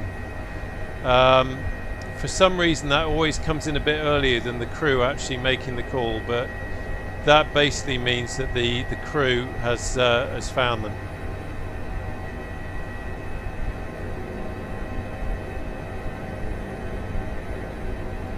So they really were right on the edge. Okay, we're good. I believe we found something. Check on tablet. Target is in front of us. We found our target. Okay, let's try and get a visual.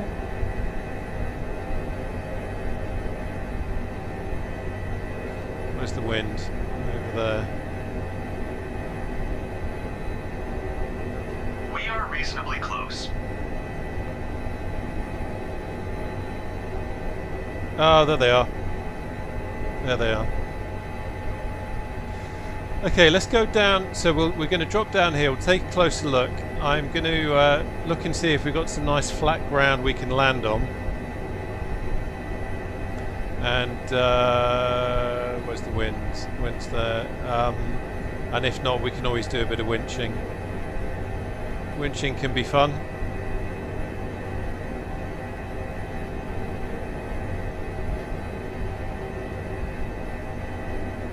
Oh, let's winch. Winch is exciting. They won't mind with an amputated leg, especially if they're an axe murderer. There they are. So they're on a bit of a slope. I'm going to winch. Rear crew, prepare for hoist operations. Set hover appropriately. Opening door, preparing for hoist operations. Boom, extended. I love it when they open the door and the sound changes. Okay, let's get back to flying.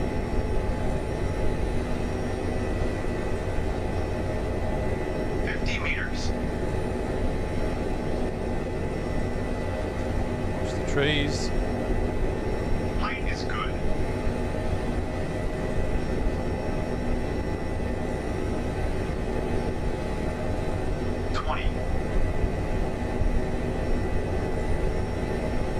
Position is good. Hold position. Operator is getting hooked. Hold position. Okay, so I'm now in hover mode. Just watching it. If I now jump out, there he goes. Well done, lad.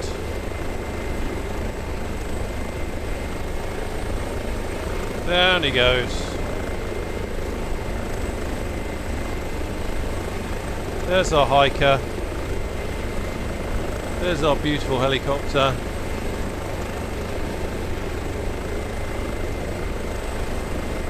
He's going to go and... oh, hello. Oh no, hiker's back. There goes our second crewman.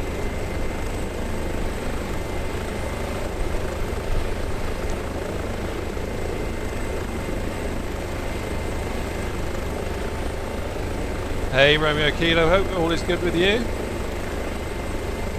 No, I must admit I've not looked at any reviews of it. I'm going to buy it, but I've not looked at any reviews of it. But yeah, really interested to see what they're going to do with that. I love how it's even got the purple heather. Look at that. We have even got purple heather. Okay. Give me the... there we go. Hook is in. Hook boom is retracted. You are free to leave Okay, so while we're in hover, we're burning up an awful lot of energy. It's when a helicopter is doing most of its things. So what I'm going to do is we will... Ground operations will take time. We can leave hover and find a safe landing spot. We will be advised when operations are done. Yeah, cool. Okay, so I'm going to go over here, I think. 10, 8, left, 2.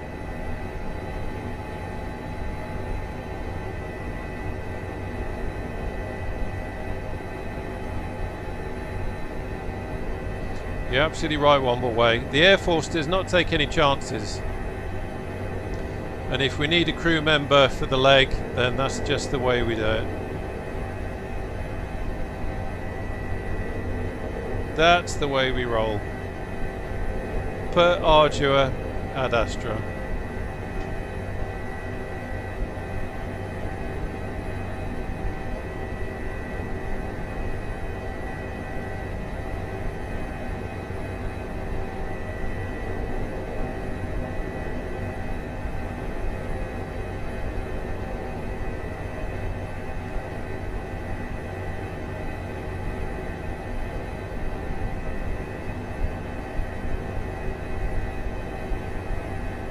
Out for the trees.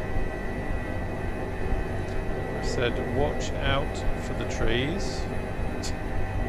Patient life signs are fading. Well, that's not good. Right, Guy, are you ready, mate? Because I don't think I'll have much time to do this. We are too far.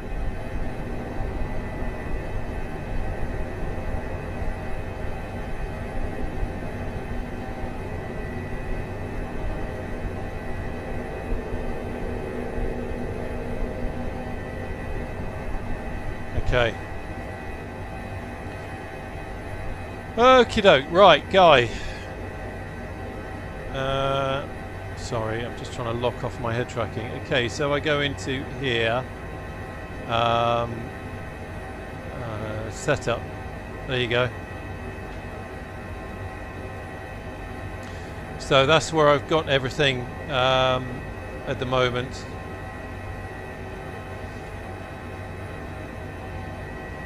Something that really works well for me is the collective decrease step size. Got that to smallest. Gives me a bit more control, or it feels like I do. And then that's where the sensitivities are. I can't remember where it was I read it, but if you've got a spring stick, for some reason I seem to remember someone saying that's a more realistic, so it's not quite as stable, it's a more realistic way of doing it.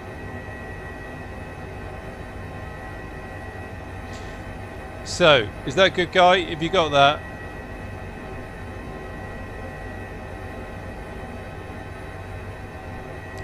I will jump out. There we go, look at that, makes you proud. So yeah, failures and maintenance. Luckily we have got an engineer with us, so let's have a quick look. Other failures. Where is it? There we go. Autopilot 2 failed. So luckily co-pilot is qualified avionics engineer, so he's just fixed it. There we go. But that's kind of cool. Okay, ground operation completed. Get back to hoist point. So we need to do our pilot thing now. Right, wind there. Engines are in flight. That's all good to go. Oh, look, we've got. Okay. There we go. Put that back on. Good God, who was that? It's the SAS on exercise. Okay.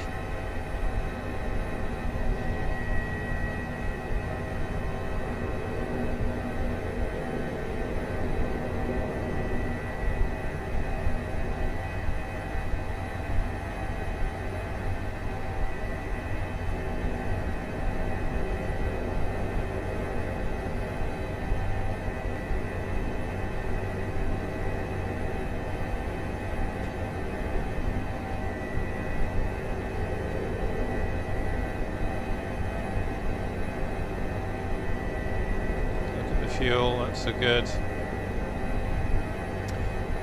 So we'll just head back to the casualty now. There we go, let's get rid of that.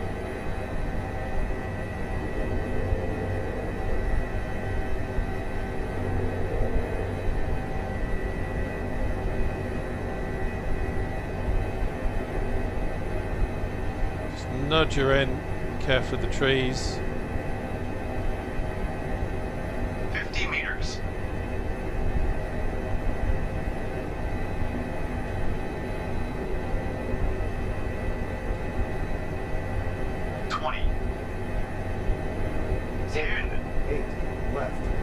Just going to come away again, and I want to turn around so I can actually get a better sight of those trees. I'm not particularly happy hovering when I can't actually see the tree easily. So let's come back this way.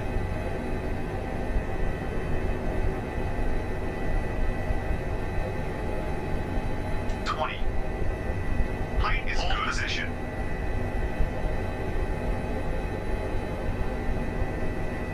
Forward. 7. Right. 1. Come back. Sometimes Position. Hoisting setup is underway and almost finished. Set hover conditions. the hover autopilot is so damn twitchy. Hold position. Okay, we're there. Let's have a quick look.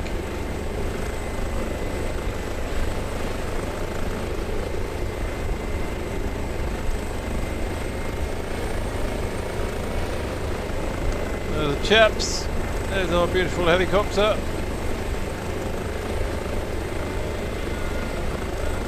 Here comes the winch. Oh, helicopter's moving. Let's just get control over that. When it's in drone mode, you have no control over the helicopter. So you have to be a little bit careful. Oh god, I'm saying that. You know that, don't you? Hoist is running up. Personnel is...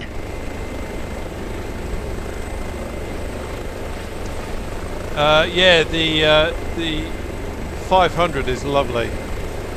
That was what I was flying on the live stream from Saturday morning in Greenland. Beautiful helicopter. I think I can't remember what point I said it in the stream tonight, but for me the 500 and the Llama are kind of like my Spitfires of the helicopter world. So I like flying the H145 doing this sort of thing, and then the 500 is for bobbing around having a good laugh. Look at this. Huey. Okay, line going down for the last crewman, so I'm going to get ready, get back into pilot mode. Man, it is so hot. Hoist is running up. Personnel is getting hooked. We're going to Rakemore. Yep, we're going to Inverness. Excellent. Hoist is up. Personnel is strapped in. That's where I wanted to go. Okay, everyone's in, just checking, that's all good. Hoist is up, personnel is strapped in, doors closing. You are free to leave hover.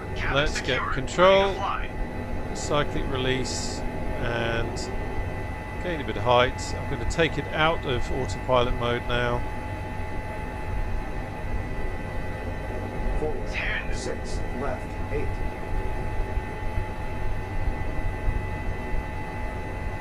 And let's go. Gonna let the crew in the back do their thing, and then once we're established on course, we can go to the medical diagnostics and see how the patient's doing. BY.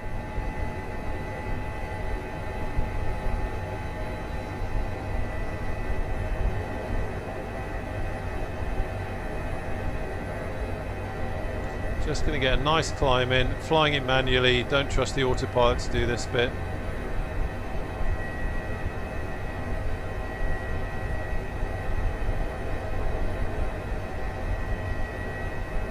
Get above the mountains.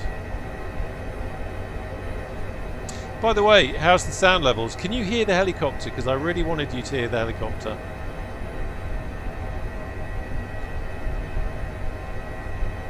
I know to a certain extent you need to hear me waffling, but you need to hear the helicopter as well. Look at that, isn't that just beautiful? So good being up in the hills. Once we get to a good safe altitude, I'll show you where we are on the map as well.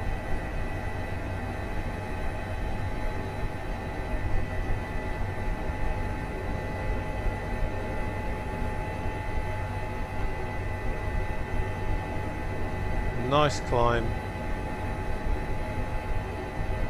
Cheers, thanks guys, much appreciated.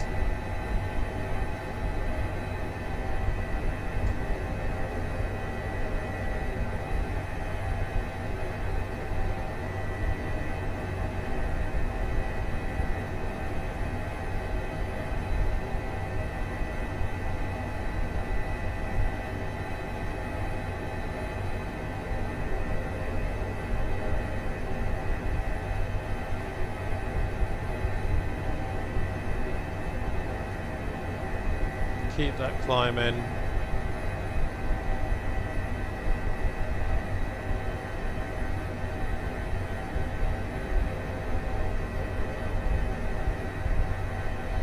Okay, happy with that. Let's go to autopilot. Let's go to couple. So that's all coupled up to our nav now. That's all good. We are not climbing, so I can start gently easing some speed on.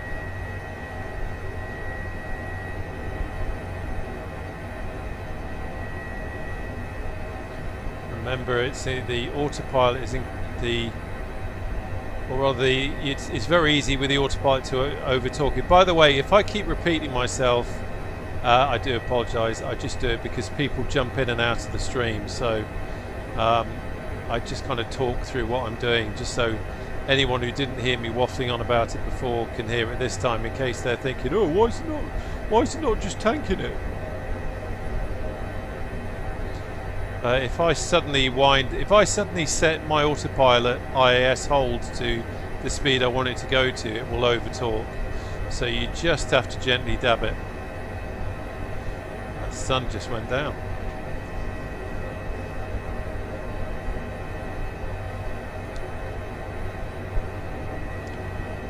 How are we doing? So a quick check. Let's check the overhead. That's okay, that's fine, we're all good there. I've got those on.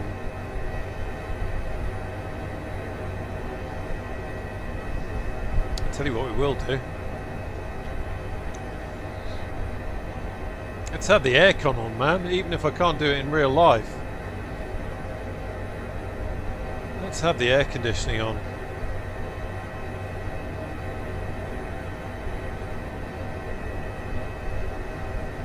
So, where are we? 20 minutes out, 38 nautical miles. Heading to Raigmore, and we can just take in the beauty of these mountains. Oh yeah, I was going to show you where we were. Stand by. There we go. So, we came in over here. It was Balata. We did our search pattern over this way. Not a million miles from Balmoral. Probably could have seen the castle actually if I hadn't been so concerned for my patient. That's the way it should be, and we're literally going to transit. Where is it? There's Raigmore. We're going to get out of the way. We're going to just fly right across that way over some pretty familiar names if you follow the channel. Beautiful. Love it, love it, love it.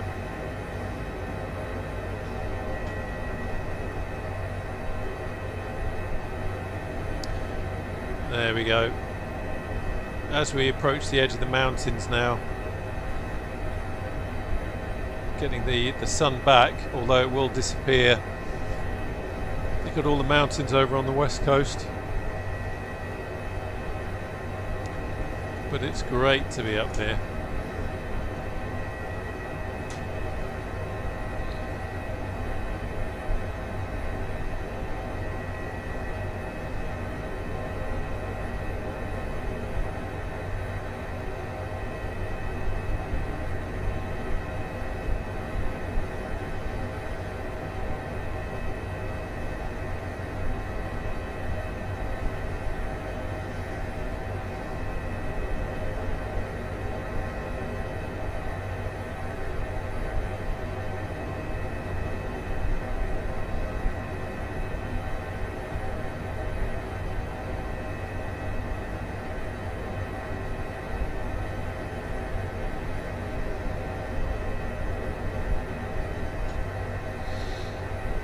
Whew.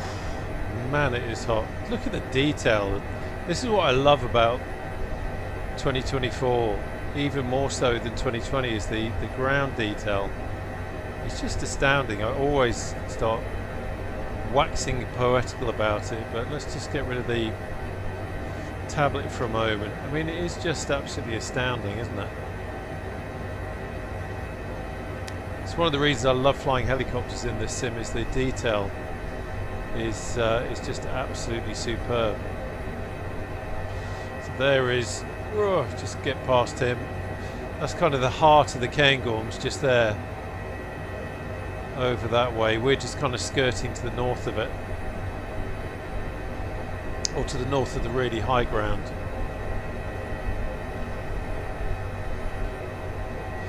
Tomintoul over that way, name you might have heard of.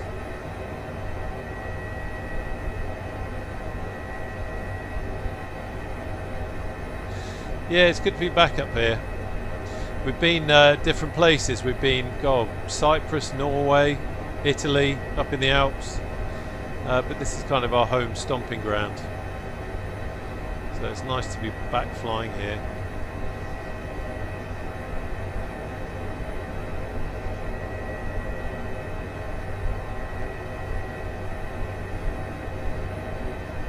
Yeah, it's perfect for helis, really is.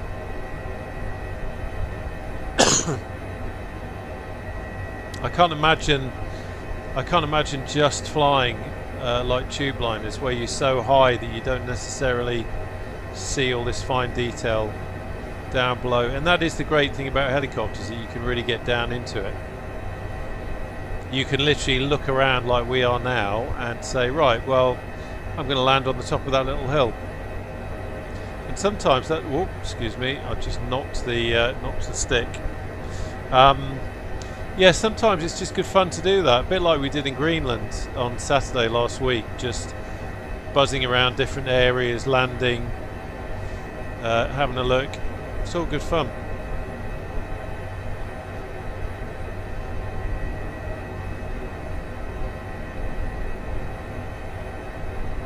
Excuse me.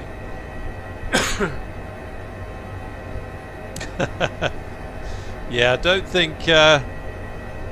I think you might have more luck with that in what's his name? Kilo Mike's server. I think he's kind of recruited everyone to his Discord, hasn't he? And I think you probably have more luck doing a mill exercise over there. I think the New Dreams of Wings Discord is not really a fast jet Discord.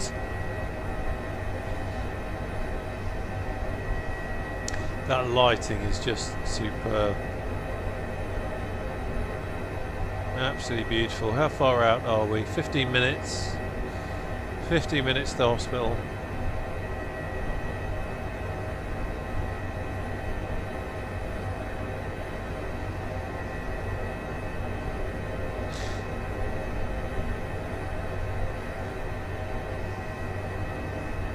I love how the lighting changes.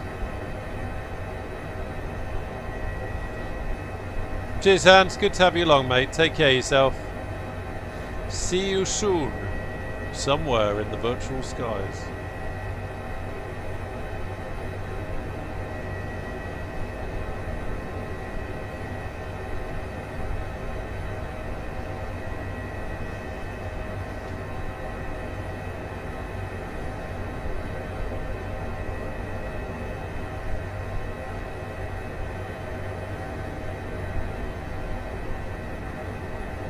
It's getting so insanely hot in this room. I'm literally at my desk, so my PC is under my desk, and the metal bars on the bottom of the desk are above the PC. Are like, they're not just warm, they're hot. That's how much heat it's kicking out.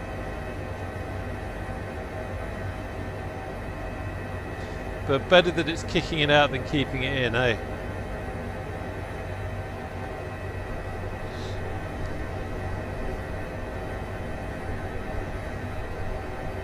Okay, cheers, guy.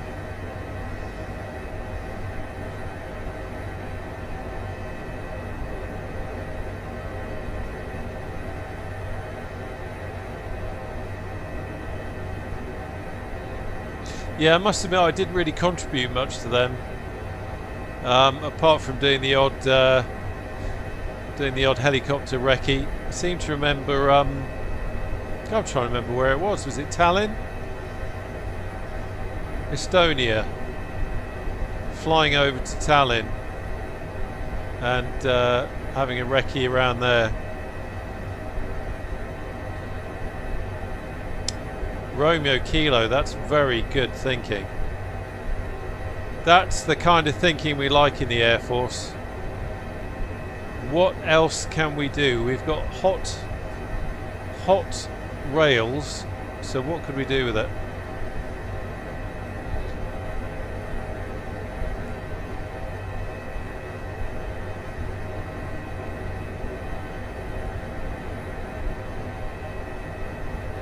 I have to say, thank God my PC's got a good cooling in it.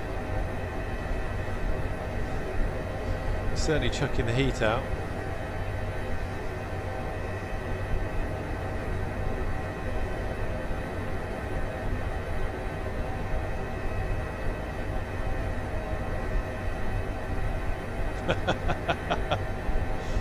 Oh. So this is what I love about doing these kind of streams, having other people to fly along with, but also just the chat, the bants.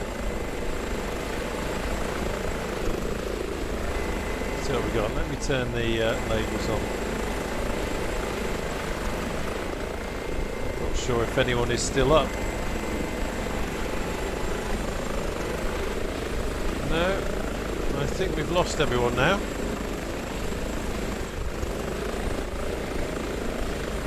Do another sweep.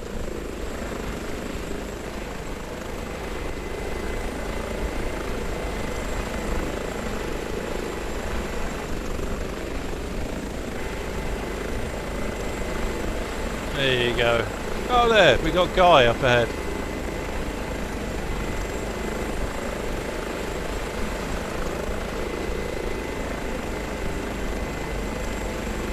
Heading off into the sunset.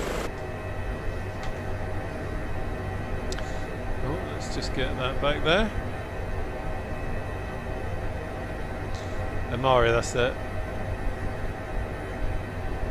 Flew a Chinook from Marham to Estonia. Wow, that's dedication, isn't it? I must admit, that's something I tend not to do. I don't really do many long distance helicopter flights, that's for sure. But quite happy to spend hours upon hours bumbling around in the hills in the H145.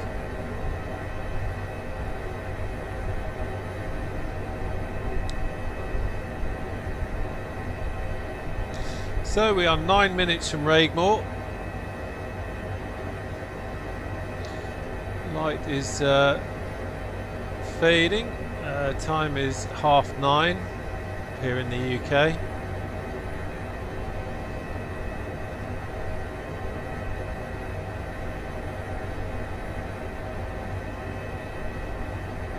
Engine's looking fine. Interesting, we got the avionics failure.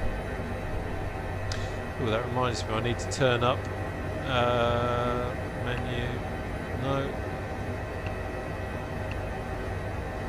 Where is it? System. Backlight. Can hardly see it. There it is.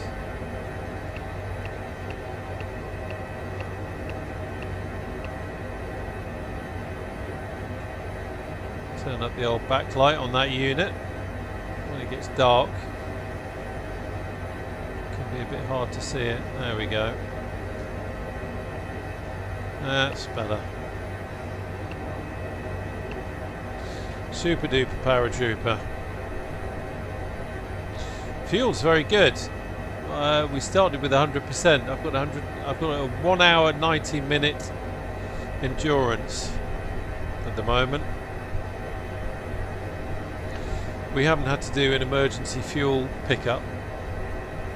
So I did consider doing. I did consider coming out with maybe 50%, something like that, and doing a fuel pickup. But in the end, I just thought, no, sod it.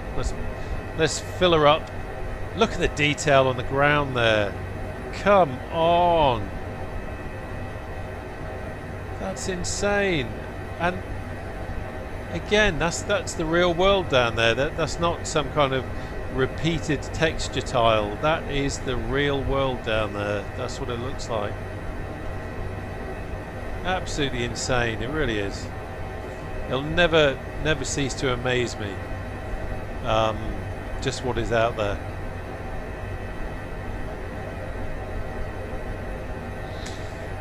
Should we check on our patient? That might be a good idea.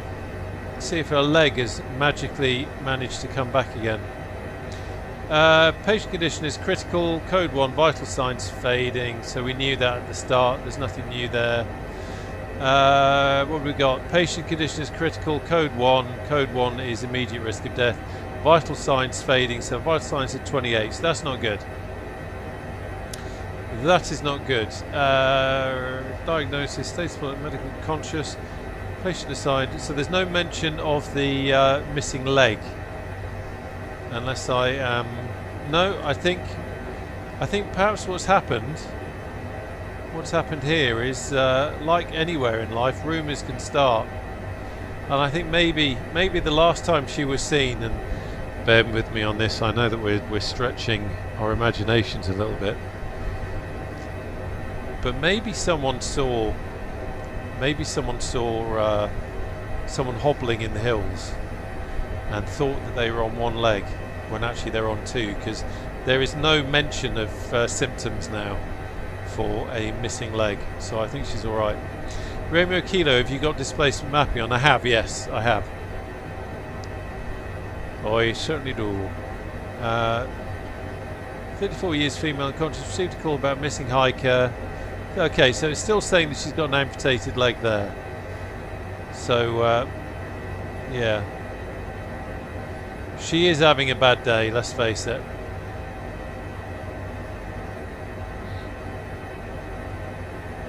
There is so much cool stuff you can do on this. You can set distances, maximum, minimum distances for casualties. You can decide what kind of casualty you want, what kind of missions you want. If there's a mission you hate doing, if you don't want to have to go and pick up the casualty who's been run over by a forklift truck, for example, you can take that out of the deck of cards, as it were. So you're not ever going to get asked to fly that mission. It's just so customizable.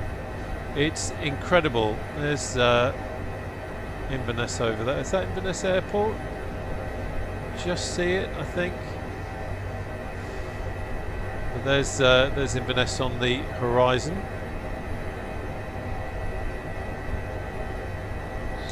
So we can lose some height now.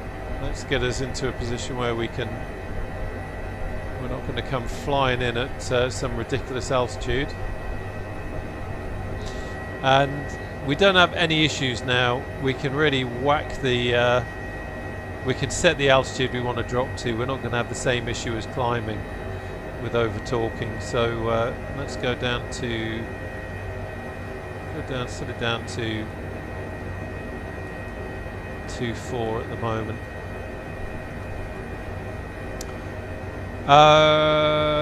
Maybe she had an argument, got told you've got no leg to stand on. Guy, that's you might be right there. If someone overheard that and got it wrong, then this is how this is how rumours start. This is how misinformation can be spread. I still fail to believe that someone could have survived as long as she did on the mountain with a amputated leg, unless she very quickly tore off a tourniquet. And I am applying far too much imagination to this incident, I fear.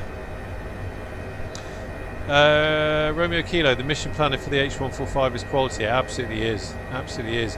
There's so much you can do with it. I mean, I've used the mission planner for a while before someone tipped me off about random and anywhere. And I must admit now I only ever fly random and anywhere because I love not knowing what I'm going to do. But the mission planner for building your own missions is absolutely superb.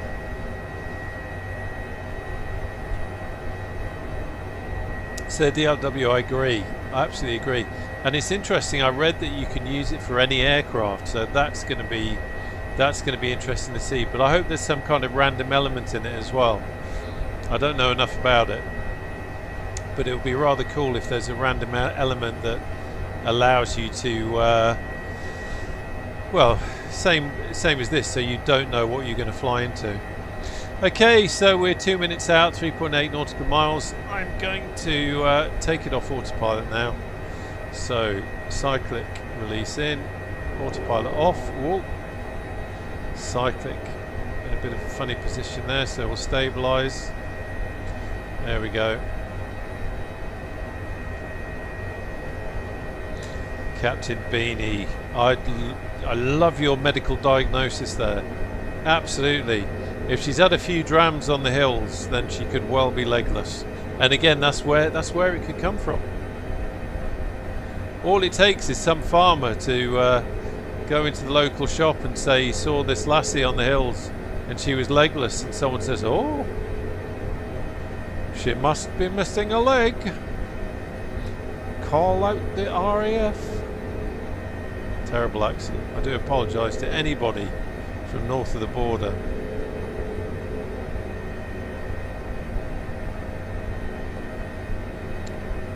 So we're tooting in now. Guys up ahead, I will just kill the labels. So Wand is 7 knots at the moment, coming from that away, 241. So we'll just gently let down. Gently let down.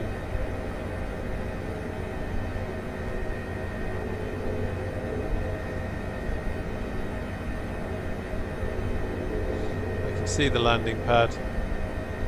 I can see where the wind is, so what I'm actually going to do is we're just going to tootle over this way. There's a couple of high masts around here which we have to be a little bit careful of. Very quickly, let's get the landing light on. There's the helipad. Thank you, Guy. There's that mast, there's one of them, so we need to be careful of that. There's 2 masts. There's a quite a big police station near the hospital, and it has a large mast.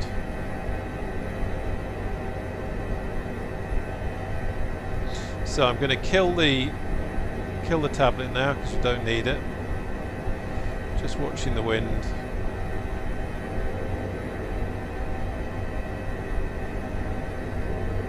Looking at the windsock on the ground just to verify.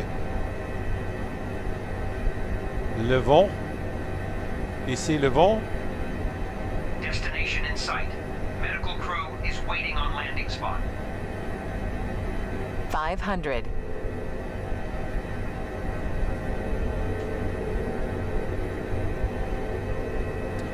So we're going to come over these buildings there, the houses.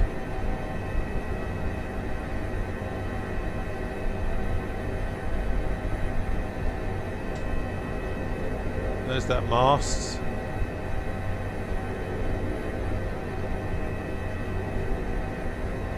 Now the only problem with this kind of approach here is that we do lose sight of the pad a little bit, so I'm going to keep it going this way, and then we can weak the helicopter round. Try not to use too much jargon, because I don't want to baffle people with technicalities, but we will weak the helicopter round. There we go. Maintain visibility. Keep an eye on that Huey. You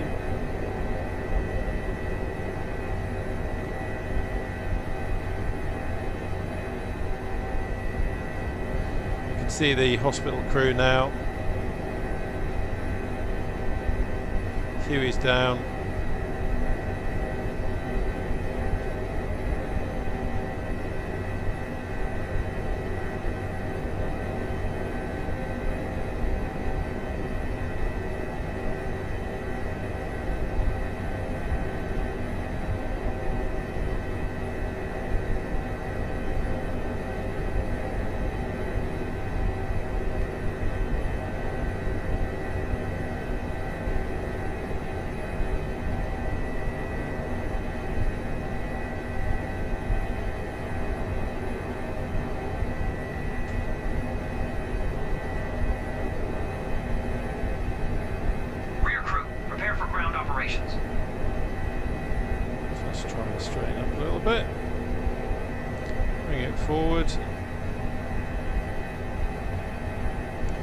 There we go.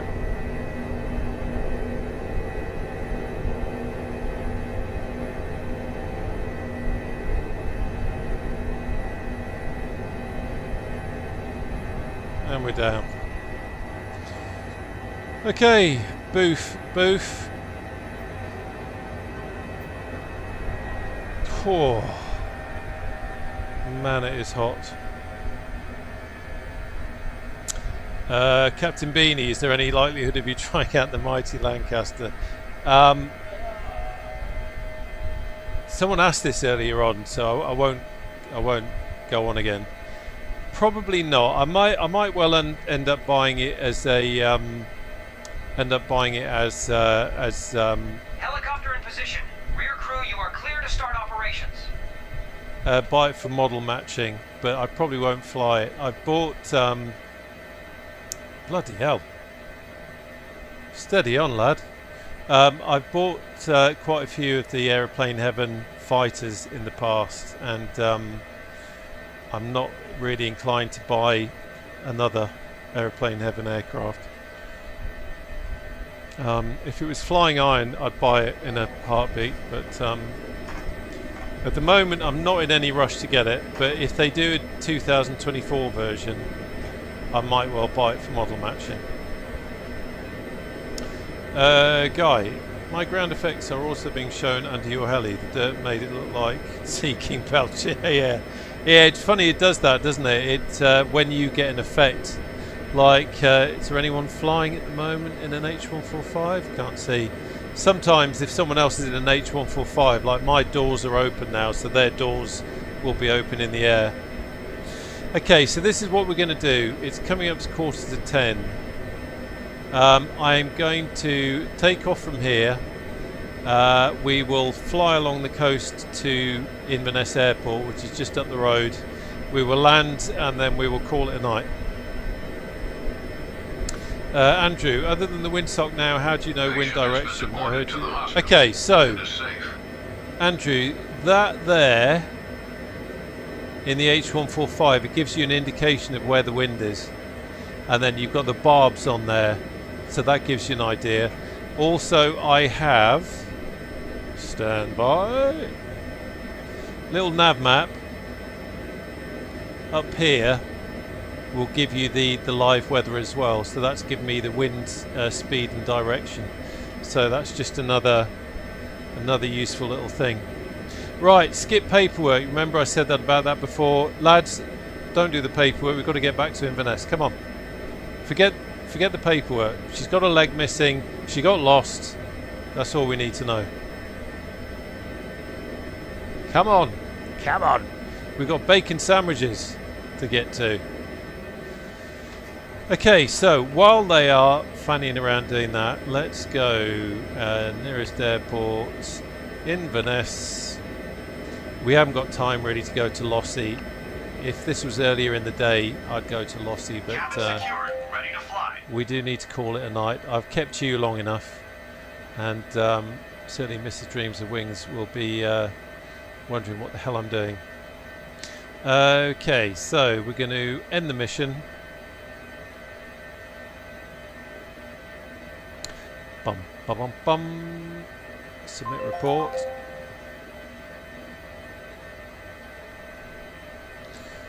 Submit report. Thank you very much. Excellent. Go to mission library. We'll abort the mission now. Come out of that. I'm going to change that. We're going to put TDS now as the navigation source. All good. Okay. So let's go get that bacon sandwich, eh? Quick look down here. That's fine. This is still, I think, hooked up to the. Got the mission in there. I wonder if I can. No, come back.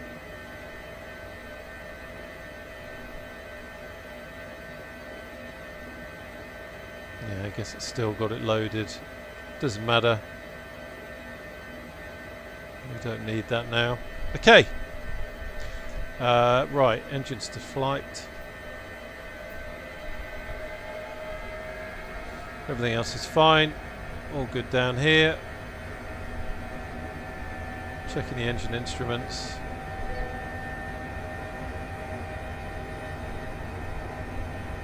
That's all good. Rotor RPM light has gone out. Fuel is good. Okay, so wind there, 4 knots. Nothing to worry about. Obstacles, buildings behind, buildings over there, helicopters over there. So let's scoot.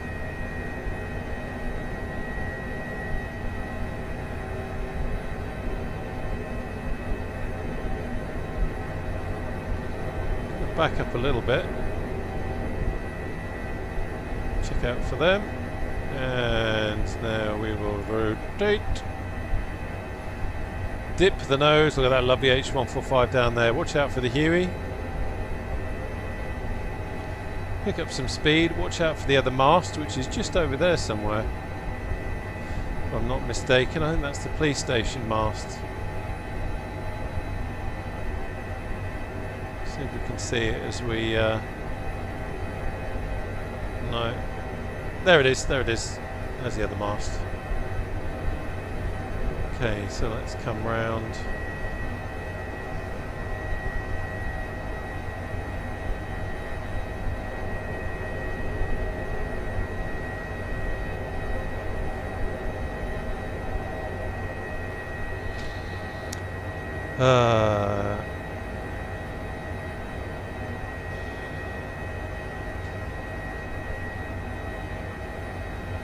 Play with this.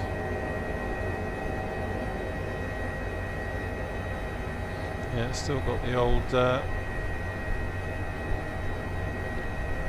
old mission thing in there. So, as I say, there's Inverness up there. I'm just going to put the labels on because we are on multiplayer. I don't want to ruin anyone's flight. I'm just going to check.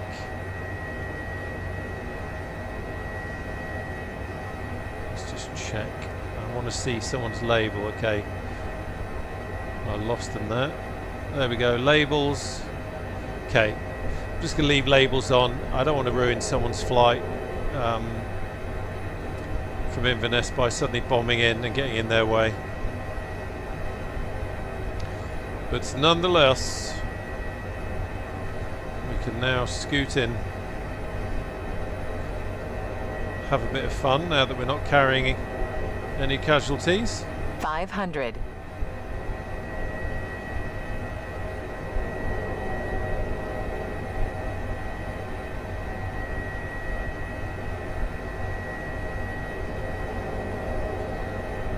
Definitely would get in trouble with the station commander if we did this in real life.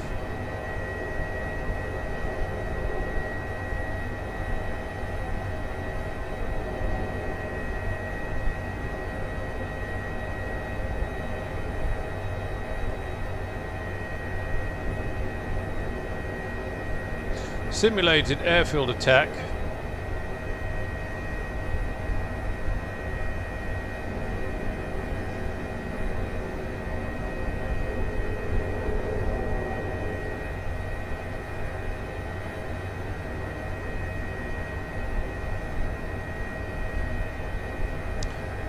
That's interesting. What's that up ahead? Have we got Autogen Dunder Mifflin, or is that actually... Oh. Cables. Yeah, we've got Autogen, not quite Dunder Mifflin, so it looks like probably polytunnels, and it's inserted that Parisian housing, maybe. Okay, so there's the runway. Looking at the wind, so we're going to head over this way and then we'll come back round, shoot an approach and then park up.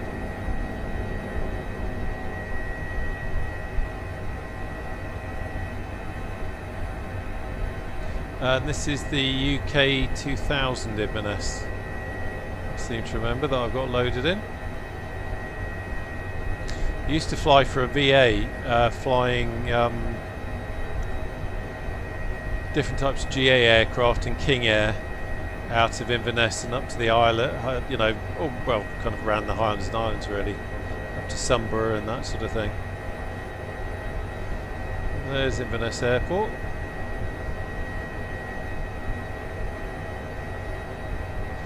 Luckily no one on multiplayer to annoy.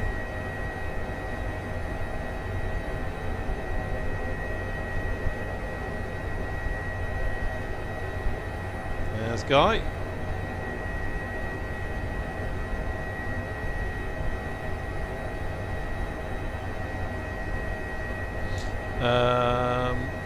There's the, yeah, we'll go to the air ambulance base. Actually, no, we won't. We'll go to the Bristow. We'll go to the Bristow hangar because there's a bit more space there for everyone to land. The air ambulance base is a little bit tight.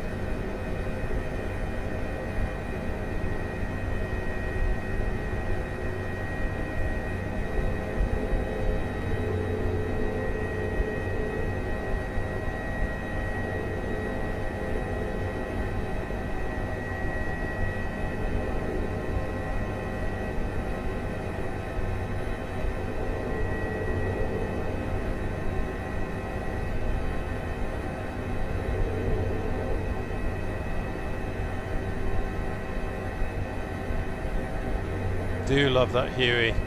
We are so lucky, there's so many really good helicopters in the sim at the moment.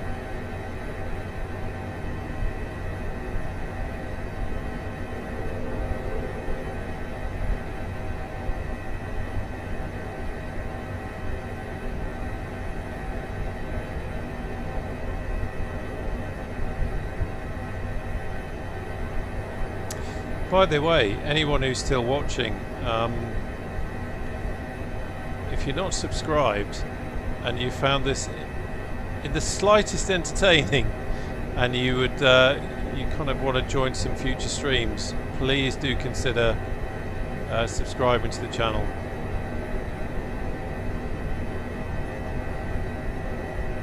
And hit the bell icon to be notified for future content. There you go. Sales pitch out.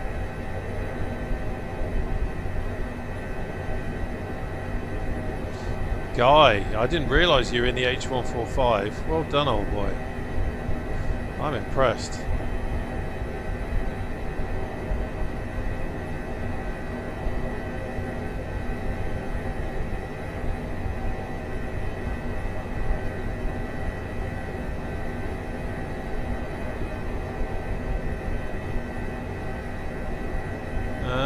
What we got? Okay.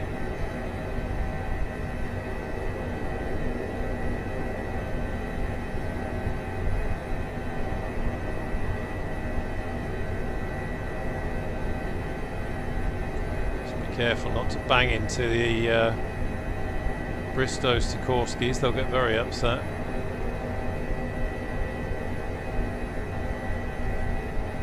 Okay.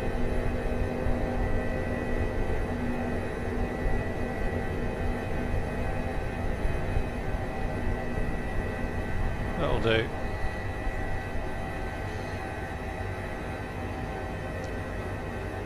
Oh man, it is hot in here.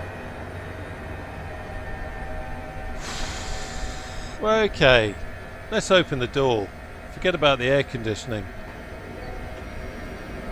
Oh, well, that was a huge amount of fun. Thank you to everyone who's joined and watched.